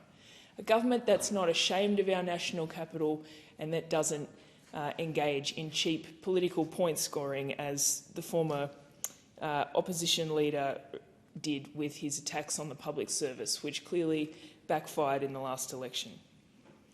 We are also backing our local sporting community with $1.5 million for Hockey ACT to upgrade and replace the ageing Carter Field at the National Hockey Centre in Lyneham. Another thing that I was very proud to advocate for my community and very pleased that we can deliver. The Carter Field is Canberra's premier hockey pitch, home to the Canberra Chill and the large Canberra hockey community. Everyone that plays hockey in Canberra plays at the Lyneham Fields. But after 9 seasons, the playing surface has deteriorated, posing safety risks to players and falling below international standards. I was very proud to run a petition which saw over 1,000 Canberra hockey players and fans show their support for an upgrade to our hockey centre. With this strong community support, I was pleased to secure a commitment from the government. Our commitment will deliver a full pitch replacement, including a new international Category 1 surface, which is the same as what was used at the Paris Olympics. This investment will upgrade irrigation, fencing and other essential infrastructure. The new surface will also reduce water consumption by 45% and will support over 10,000 community fixtures and training sessions over the next decade. Our commitment secures the future of hockey in Canberra, ensuring players at all levels from juniors through to elite athletes have access to a world-class facility. Our government recognises the specific challenges Canberrans face when seeing a GP. Our city has some of the lowest bulk billing rates in the country, and Canberrans pay some of the highest GP fees. It's simply not good enough, which is why, on top of our national commitment to make 9 in 10 GP appointments free by 2030, we're investing $14.3 million to directly boost bulk billing GP rates in Canberra. This funding will go towards funding 3 new fully bulk billed GP practices across the city and will guarantee the ongoing operation of the Interchange Health Co-op in Tuggeranong. We're also delivering new training initiatives, including the first metropolitan trial of the single employer model to attract more GPs to Canberra and keep them here. This is game-changing investment for our city. It will mean more choice, better access and more affordable health care for Canberra families. And Labor has also committed to delivering a new Medicare urgent care clinic in Woden, which is much needed. This clinic will be open 7 days a week over extended hours with no appointment needed, and every patient will be fully bulk billed. It will provide urgent medical care close to home without the stress of going to the emergency department, and the Woden Clinic will take pressure off Canberra Hospital and make sure families in Woden and across the city can see a doctor when it really matters. It builds on 5 existing nurse-led walk-in clinics already operating in the ACT, which have seen more than 236,000 presentations since opening. And it shows once again the difference a Labor government makes when it invests in the health of our community. We're also investing an extra $10 million into respite services here in Canberra to ensure that people who need a bed in a respite centre can get one, because the health and wellbeing of Canberrans matters to our government. Deputy Speaker, we are also helping Canberrans electrify their homes and reduce energy bills through the Albanese government's suburb-wide electrification programs. Building on the success of early pilots like Electrify 2515, we are expanding this approach here in Canberra, working with communities such as Girralang and My Electorate to help households transition from gas to electric heating, cooking and hot water. These programs provide funding support, expert guidance and practical solutions to make upgrades easier and more affordable for families. Early results from similar pilots have been very encouraging. Households have cut energy use, lowered bills by thousands of dollars a year and reduced emissions, all while improving comfort and efficiency. By bringing this program to Canberra, we are giving residents choice, saving families money and building the renewable energy infrastructure that will power our city into the future. We're also contributing $5 million for Stage 2 of the Garden City Cycleway through the Inner North. Stage 1 has been an absolutely massive success, and I'm looking forward to seeing the cycleway extend to Watson. I was thrilled to join the Minister for Infrastructure, the Chief Minister and the ACT Transport Minister to turn the sod of Light Rail Stage 2A to Commonwealth Park as well. A great example of our two governments working together. Deputy Speaker, the government is also investing in the roads infrastructure that Canberrans need. We're providing $53.5 million to support key projects, including completing Stage 1 of the Monero Highway upgrade, planning for Stage 2 and finishing the duplication of Gundaroo Drive. These upgrades will improve safety, ease congestion and make daily commutes faster and smoother for Canberra residents on these key arterial roads. The Albanese government is backing Canberra's local defence industry too and building Australia's future through this. It was great to join Defence Minister Richard Marles and the Defence Industry Minister Pat Conroy in the last term to announce $272 million investment in CEA Technologies in Fyshwick, supporting 720 local Canberra jobs and delivering 14 world-class active phased array radars to the Australian Army's long-range fires capability. CEA is a Canberra success story, producing cutting-edge radar technology that strengthens our Defence Force and is exported globally. This project highlights how the Albanese government is creating high-tech, Australian-made solutions while boosting local employment and capability. It was wonderful to tour this facility and hear about the Canberra history of this major employer in our city and the fact that they are, again, a great example of Canberra punching above our weight when it comes to innovation and incredible capability in our city that is exported to the world. Many in Canberra who commute through or around State Circle would also know that our government is building a brand new national security precinct in Barton, which will employ around 10,000 people. The multiplier effect will be major with this project, providing a huge economic boost to our city. And just this week, we're one step closer to setting up Australia's Centre for Disease Control, which will be headquartered right here in Canberra, something that myself and the other Labor representatives, member for Fenner, Bean and Senator Gallagher, were very keen to see happen. The Minister for Health introduced his legislation to establish the agency, which will deliver on our $251.7 million to set up the CDC with an ongoing annual funding of $73.3 million from 2028. Deputy Speaker, these bills deliver for Canberra and they deliver for Australia. They are about keeping faith with the Australian people, delivering on the commitments we have made, strengthening the services that Australians rely on, and building a stronger, fairer future for our economy. They reflect the values of this Labor government: fairness, opportunity and responsibility. I commend them to the House. I thank the member. The question is that the bill now be read a second time. I call the member for Melbourne. Thank you, Speaker. I rise today in strong support of this appropriations bill because in its heart is the fairness, opportunity and building a future that works for every Australian. Appropriations may sound technical. It did to me when I first heard it. But what we are really talking about today is the way this government chooses to invest in people, in communities and in the shared future of our nation. These decisions shape whether students can afford to study, whether families can buy their first home, whether communities can celebrate their culture and whether our children can look to a future with hope. And I think that nowhere is this more evident than in the electorate of Melbourne, a community rich in history, in diversity, in creativity and in aspiration.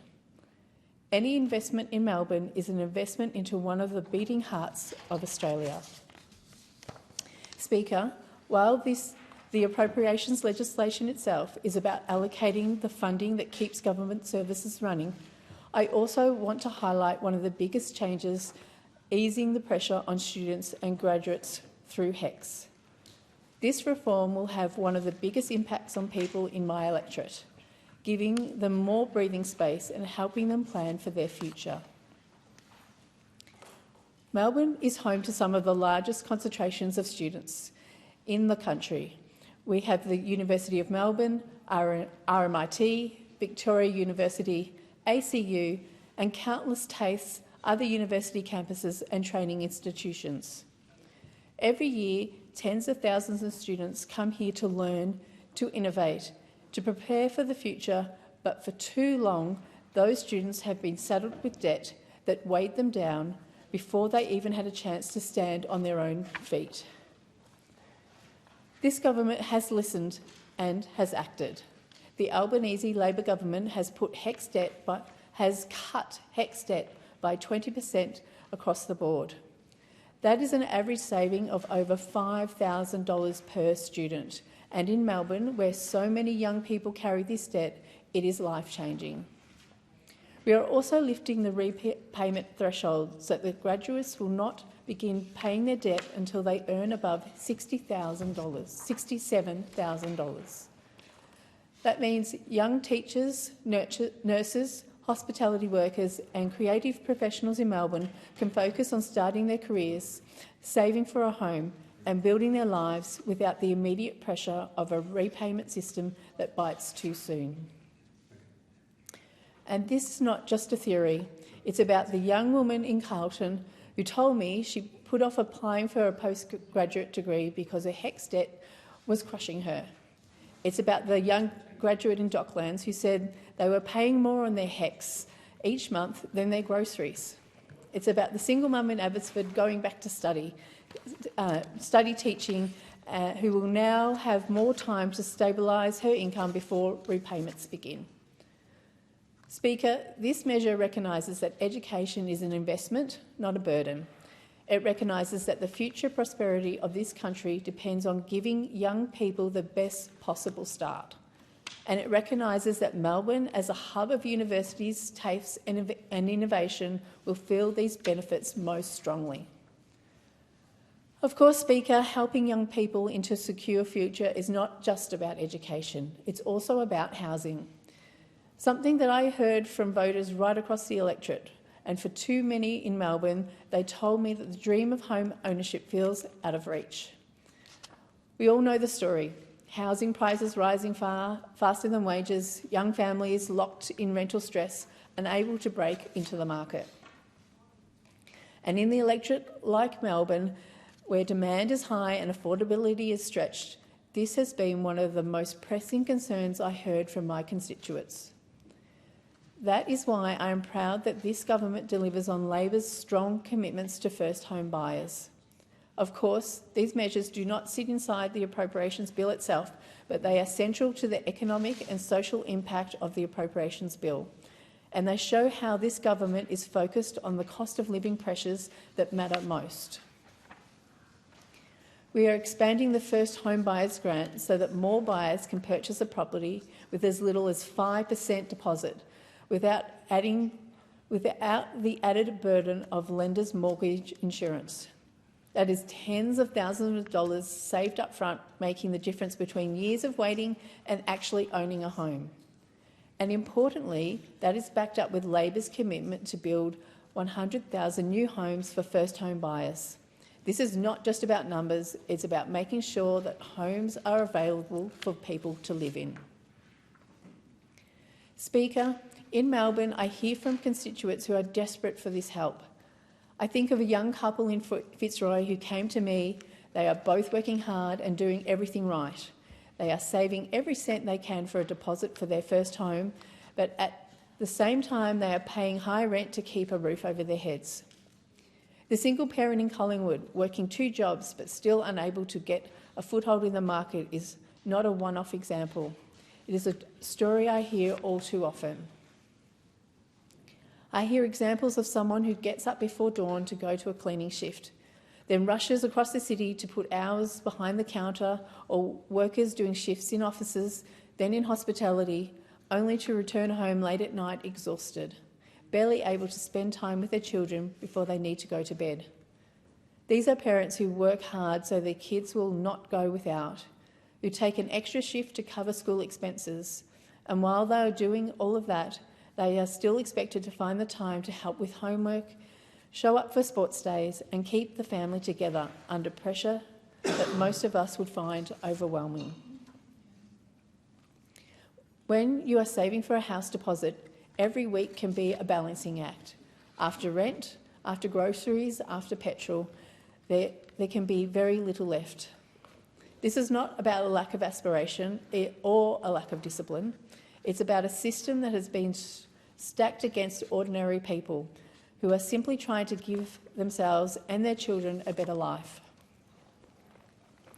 Alongside that is another story, the graduate in Carlton who until recently believed that owning a home was a dream reserved for others.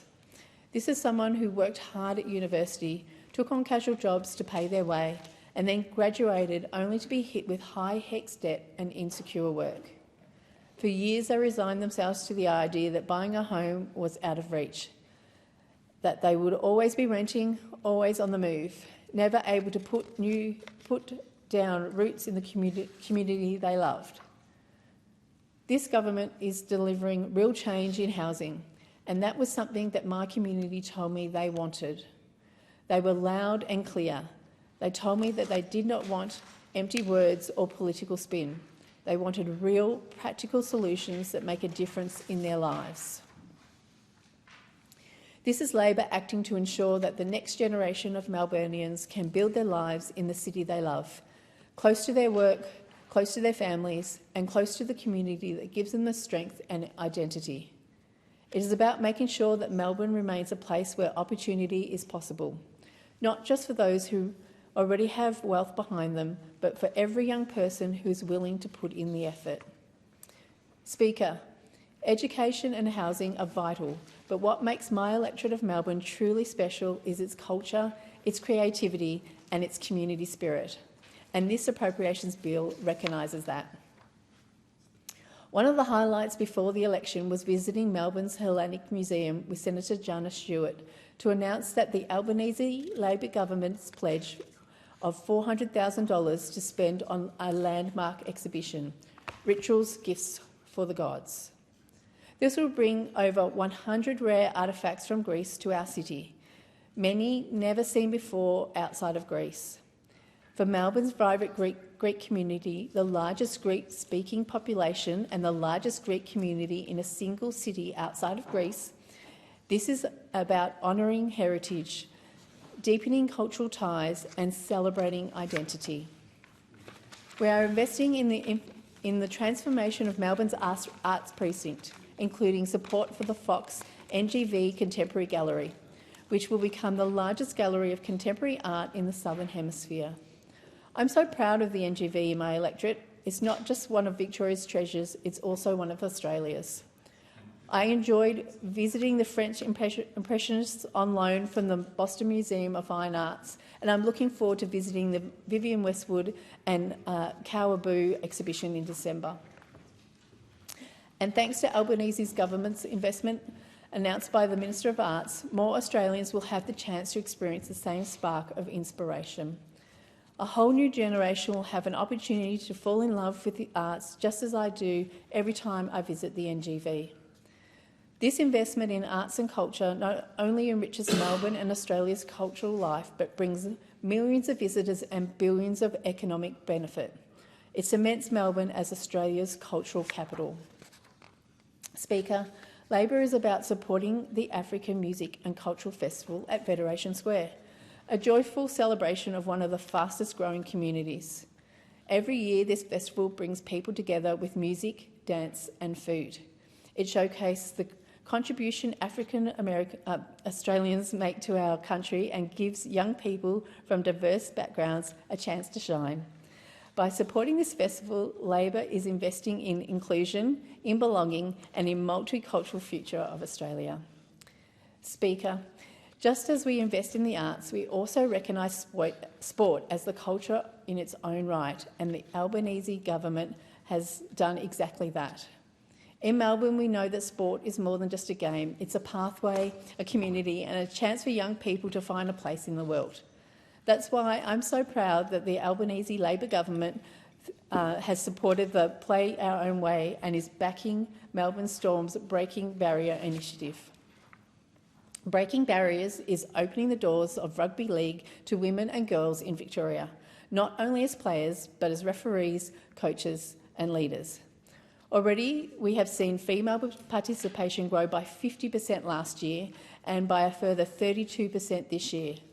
28 new female referees have been trained and 40 new female coaches are stepping forward. This is the kind of change that lasts. And it is paying off. Just this season, the first female Storm team proudly ran out in purple at Amy Park, a historic moment for our city and a glimpse of the NRLW's future we are building in Victoria. With the government's investment, Breaking Barriers is not only growing the game, it is breaking down stereotypes, creating real opportunities for women and girls in Melbourne. Speaker, when we look across these appropriation measures, the impact it has on delivering service, we see HECS relief, housing innovations, cultural investment and a clear story emerges. It is a story of a government that is listening to people. It is a story of a government that recognises the struggle young people face with debt, with housing, with cost of living pressures. And it is the story of a government that understands the importance of culture and community in making Australia a great place to live. And for my constituents in Melbourne, these commitments mean hope. Hope that education is affordable. Hope that buying a home is possible. Hope that heritage and creativity are valued.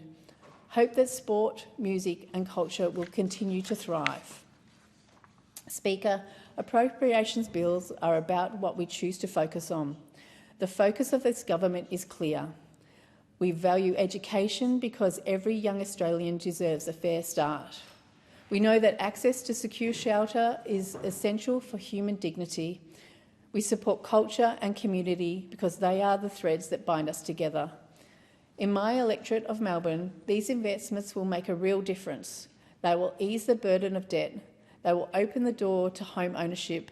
They will enrich our cultural life and strengthen our community spirit. That is what this bill delivers. That is why I'm proud to support it. I thank the member. The time being 1 p.m, debate is adjourned and resumption of the debate will be made in order of the day for the next day of sitting.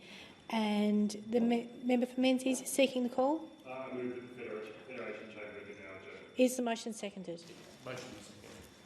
I thank the member. The question is that the motion be agreed to, and I call the member for Barker.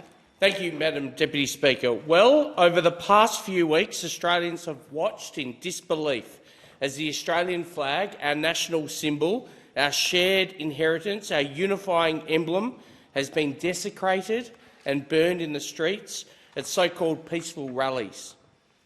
These are not acts of peaceful protest, these are acts of contempt. These are acts that cut at the very fabric of who we are as a nation.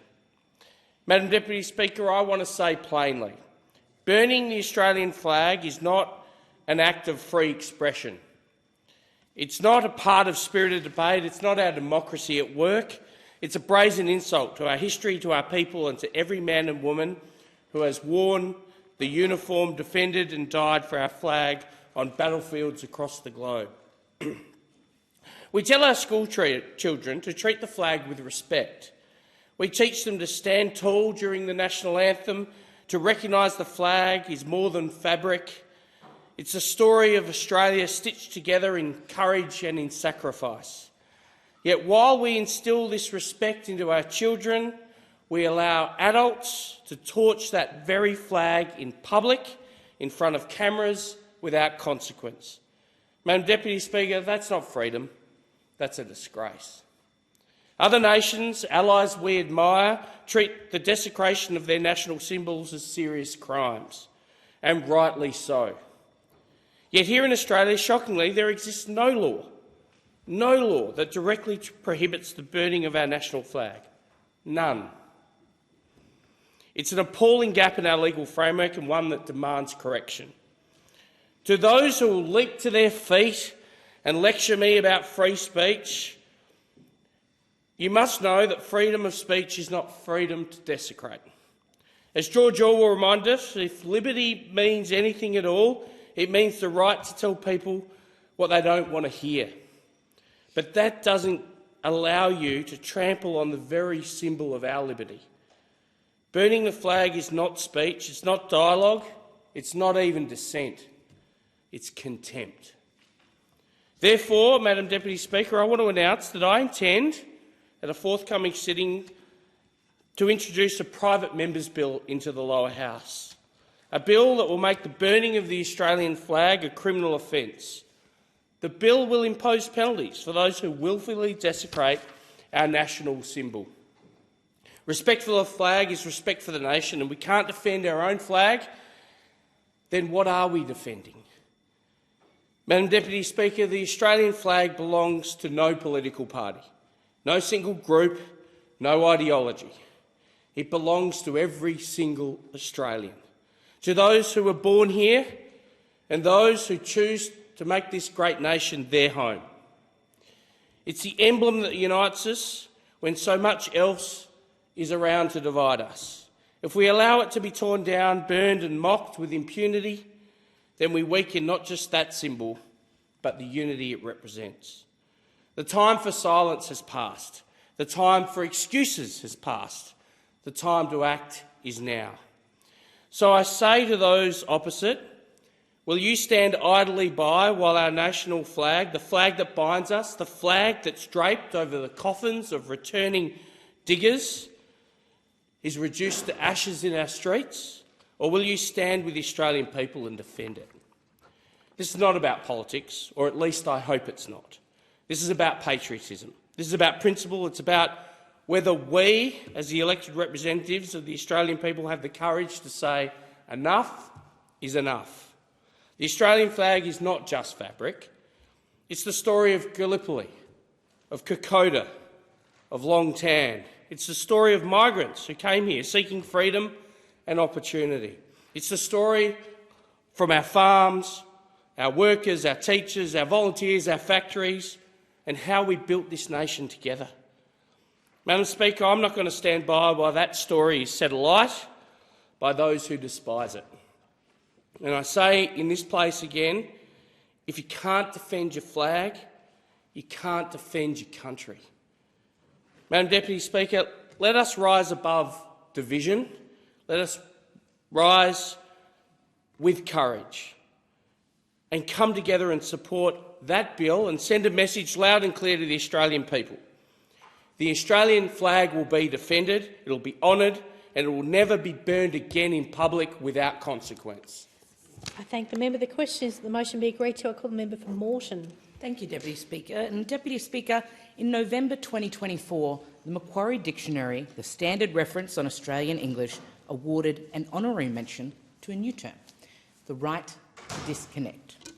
Their definition, a law which grants employees the right to not work or be contacted about work during non-hours.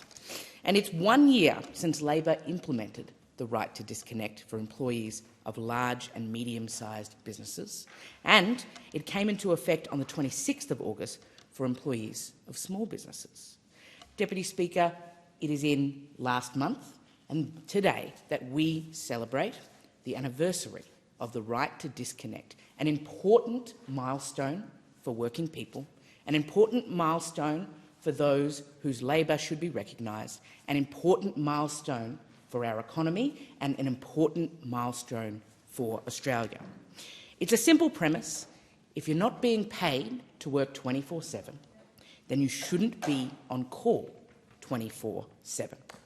And Deputy Speaker, we have always acknowledged the importance of people's right to be paid fairly and their right to be acknowledged for the work that they do.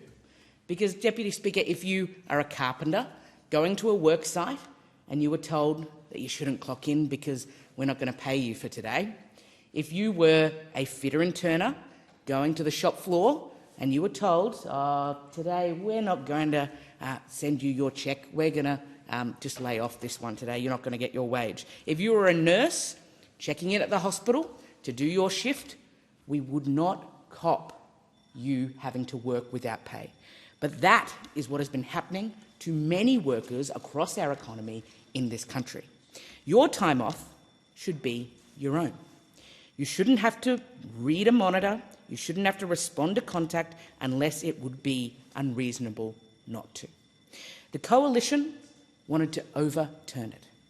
And what is clear about the Coalition's position when it comes to working people is that they do not believe that working people's dignity at work, that working people's right to be paid for their labour is something that's particularly important, because there is no other reason that you would vote against these important reforms.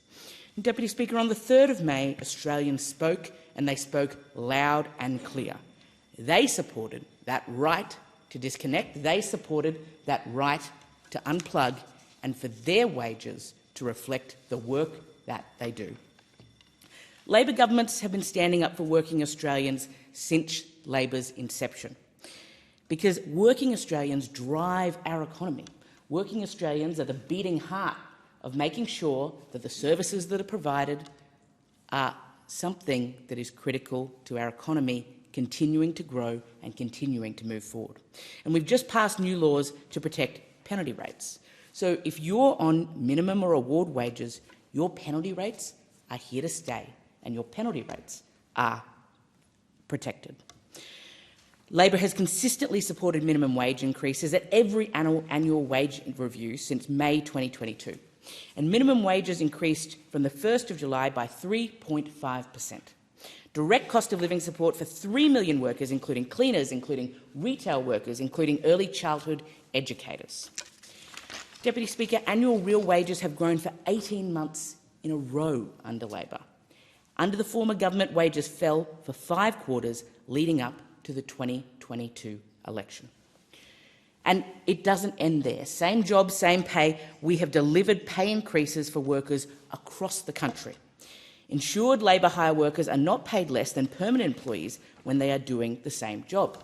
Because if you are working next to a co-worker doing exactly the same thing, you should not be paid differently. It's about fairness in work, it's about supporting working Australians, and it's about making sure that everyone has dignity in the workplace.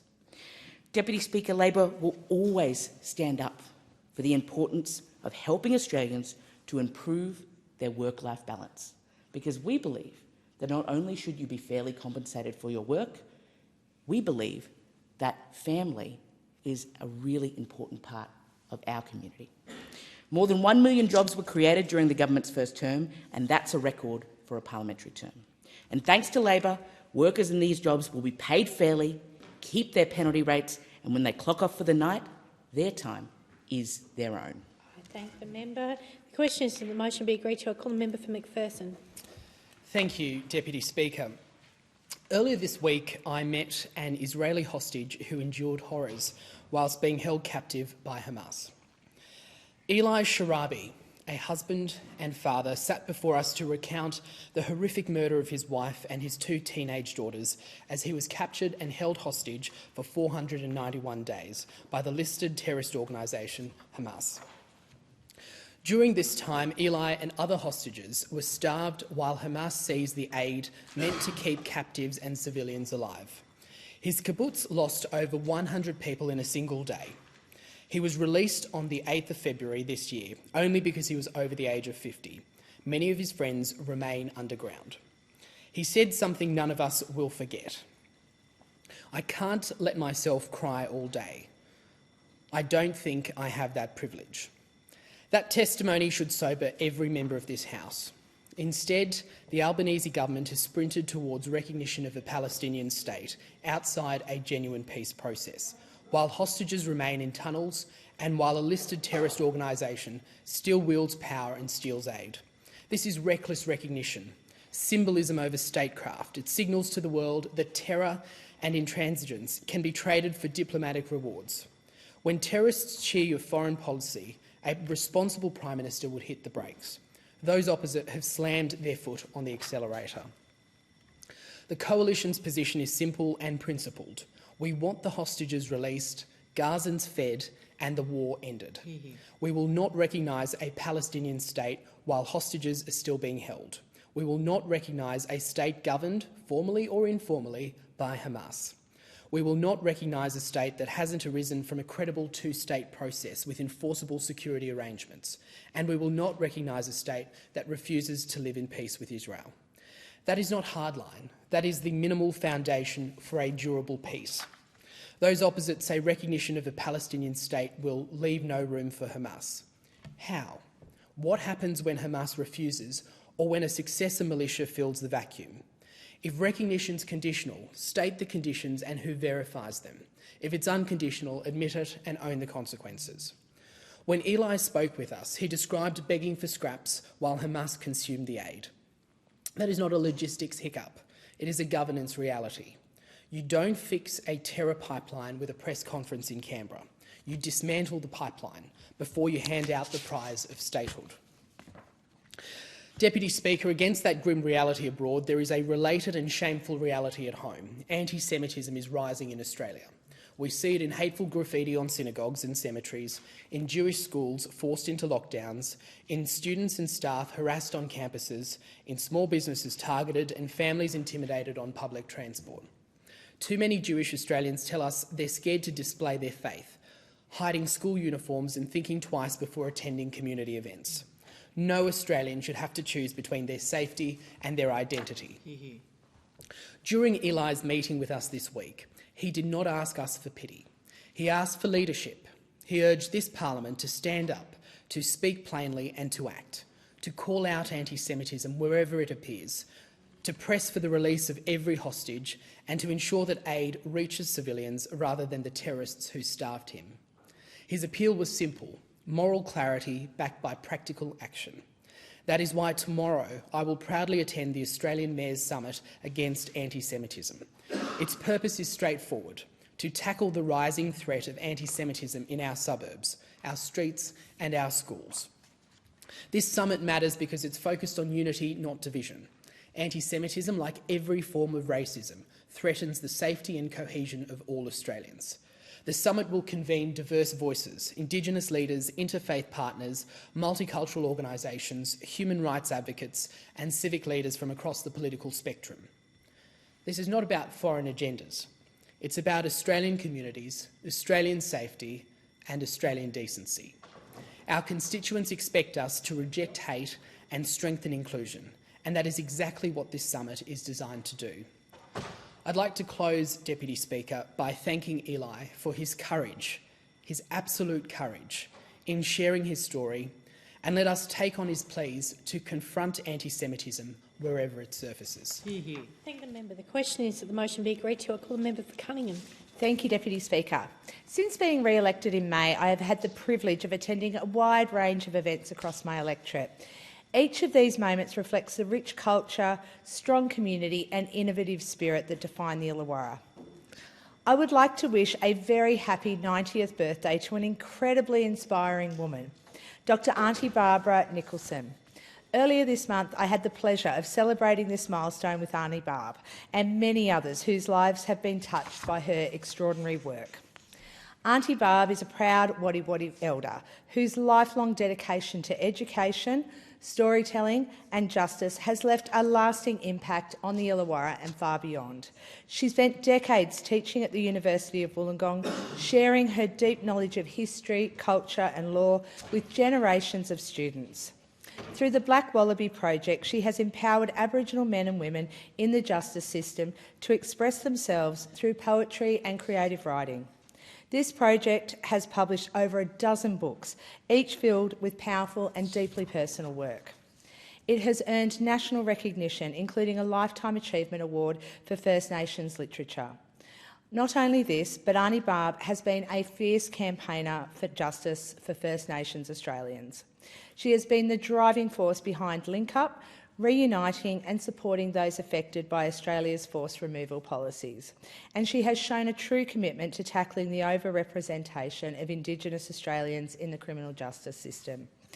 In 2014, Aunty Barb received an honorary doctorate from the University of Wollongong, and in 2024 she was named Wollongong's Citizen of the Year, the first Indigenous person to receive this honour. Despite these accolades, she always remains humble, always focused on how she can continue to uplift others. Auntie Barb teaches us that strength comes from service, that education is a powerful tool for change, and that every story matters. A very happy 90th birthday, Auntie Barb, and thank you for everything that you've done and continue to do for our community. I am so lucky to have the South Coast Portuguese Association in the Illawarra, who are celebrating 50 years of service to our region. For half a century, this association has brought together generations of Portuguese Australians living in the Illawarra to honour their heritage, share their culture and support one another. They have created an incredible place where traditions are passed down, language is preserved and community truly feels like family. I was proud to arrange a signed certificate from the Prime Minister to mark this really important occasion and acknowledge the association's outstanding contribution to our region. The Portuguese community has added so much to the Illawarra's multicultural identity, from the vibrant colours of traditional clothing to the incredible food, music, dancing and stories passed down through generations. This 50-year milestone is a testament to the dedication and generosity of countless volunteers, committee members and families who have kept the Portuguese culture alive. Among them are current President George Vieira, Secretary Patricia Larangueira and former President Joe Alves, who this year completed his 27th World's Greatest Shave and has collectively raised over $338,000 for the Leukaemia Foundation.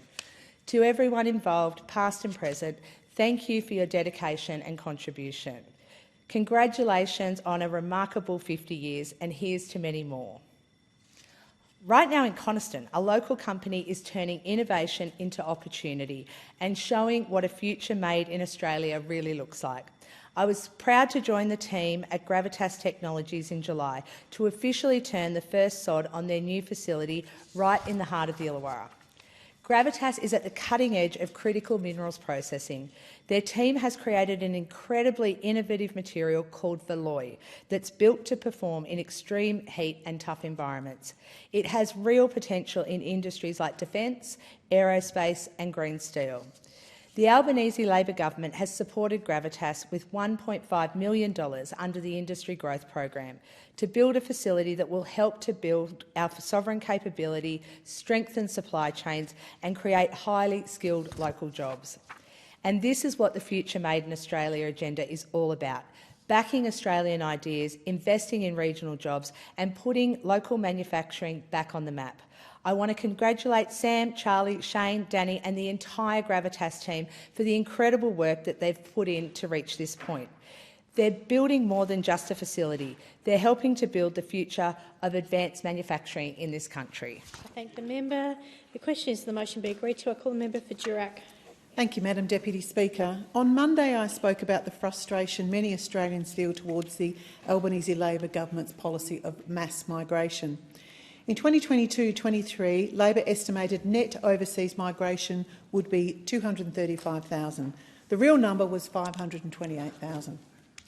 In 2023-24, those opposite estimated 235,000. Again, the real number was significantly higher at 446,000.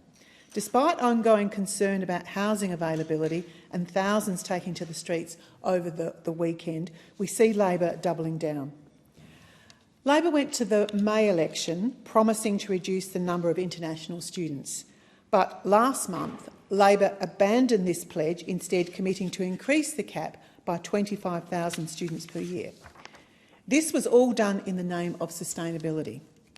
I struggle to see how relying on consistent increases is a model for sustainability for our universities, let alone for our environment, infrastructure, housing and hospital system. This week, the Minister for Home Affairs and Immigration also confirmed the Albanese government would not cut annual permanent migration from 185,000 per year.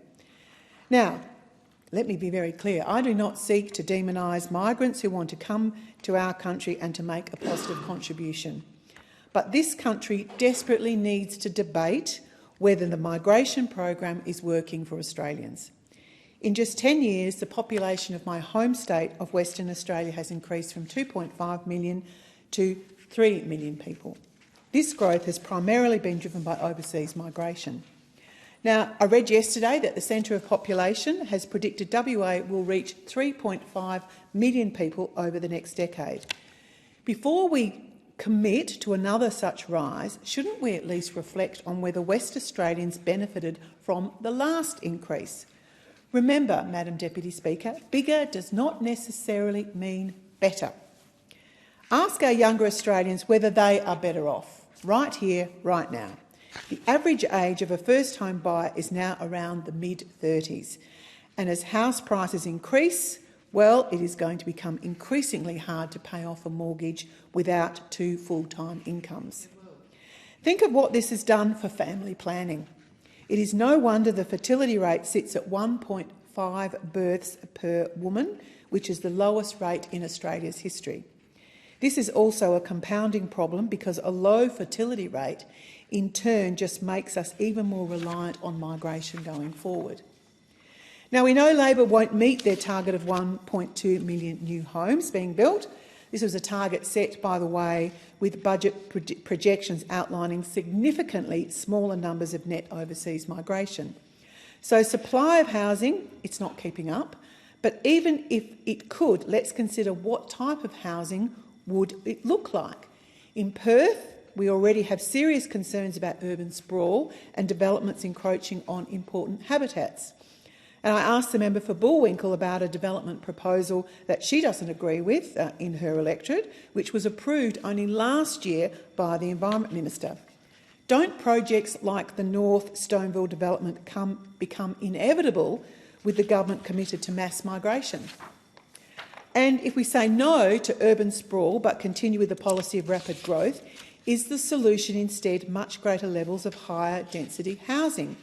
Again, I raise once again the issue of family planning. High density housing not always suitable for families. So why should we accept that younger generations shouldn't be able to have the same opportunities to raise a family that myself and you yourself, Madam Deputy Speaker, enjoyed? Of course, it's not just housing not keeping up, neither is our infrastructure or health system. Now, in terms of our health system, WA set a new ambulance ramping record last month at 7,074 hours. This coincides with record demand paired with the state government's failure to increase the number of beds. State government, you've got to do much better. Now, I want to refer to comments made by the member for Cowan, Minister Alley, just recently. On Monday, the minister said that those who marched on Sunday weren't protesting immigration from white Western countries. They were very clearly protesting immigration that have brown people. Well, I was very disappointed to hear the minister say those words. Labor lectures about social cohesion and division. What do we think statements like that do? So I call on Minister Ali to apologise unreservedly. For the first time, young adult Australians, their quality of life is worse. Member's time has expired. The question is that the motion be agreed to, and I call the member for Menzies. Thank you, Deputy Speaker. I rise today to speak about the volunteers in Menzies, who are the lifeblood of our community. So much of what we enjoy and rely on in our neighbourhoods exists because of their generosity, their time and their commitment. From our sporting clubs and schools to community services and environmental groups. Volunteers form the backbone of civic life in Menzies. Over the past few months, I've had the privilege of visiting a number of these organisations, each of which reflects the vibrancy and diversity of our electorate. Thanks to the support of the Albanese Labor government, we have been able to assist many of these groups through the volunteer grants programs. These grants make a very real difference, giving community organisations the tools and resources they need to keep operating and recruiting volunteers. Now, Deputy Speaker, I must admit something. Although I try to do a bit of exercise and keep myself fit, I'm pretty bad at sport. This has not stopped me, however, from embarrassing myself and getting involved in our local sports community. In fact, it has been a pleasure to spend time with so many of our clubs, seeing firsthand the way volunteers make sport accessible and enjoyable for people of all ages. I was delighted to visit the Koonong Comets Basketball Club, who received a grant of $3,000. I was fortunate to visit during a training session and see firsthand the enthusiasm and fun and community amongst the players and volunteers.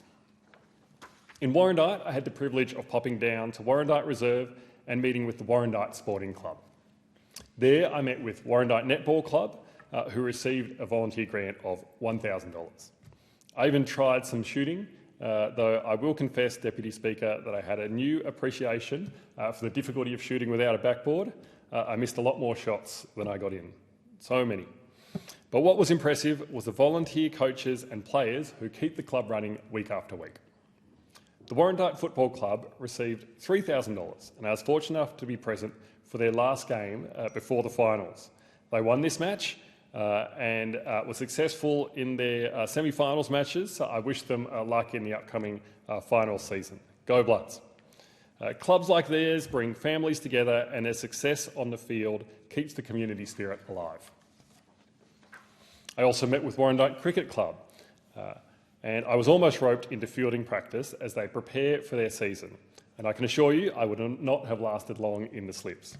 Still, it was a joy to see how cricket continues to thrive locally, with volunteers dedicating countless hours to training, fundraising and mentoring the next generation. Deputy Speaker, sport is only one part of the volunteer landscape in Menzies. Beyond the playing fields and courts, I also want to acknowledge the extraordinary work of our community services. CareNet provides essential support in the area of food security and access. Their volunteers are on the front line ensuring that no family goes without when times are tough. I was blown away by the scale of their operation, the enthusiasm of the volunteers, and how they can do so much with so little. Last weekend, I was again at Warrandyte Sporting Club, this time to attend an event organised by some local legends, the Pink Ladies. The Pink Ladies have raised over $100,000 in the last few years with the McGrath Foundation to fight breast cancer. Last Saturday, they held a fantastic fundraiser concert to raise awareness of testicular, prostate and lung cancer. Survivors both played some music and shared some classic tunes and also shared their stories to encourage men to better look after their health and get themselves checked. Well done to the Pink Ladies. Don Care are an essential part of our community that bring a unique, local, holistic approach to providing social supports. They provide counselling, emergency relief, family violence services and social supports for seniors. Crucial to this are their volunteers, particularly in their wonderful community op shops. We should also celebrate the parents who volunteer on school councils, at fetes, on their kinder committees and at weekend sports days. Whether in primary or secondary schools or in kinders, these parents make their schools and communities stronger, their children's experiences richer and their communities more welcoming. I was also fortunate to join a local Plant a Tree Day alongside the Friends of Wurundjeri in Whitehorse and Manningham. It was a reminder that volunteers are not only building a community here, but also safeguarding the future of our environment. Expired. The question is that the motion be agreed to. All those of that opinion say aye. To the contrary, no. I think the ayes have it. The Federation Chamber stands adjourned until 12:30 p.m. on Tuesday, the 7th of October 2025.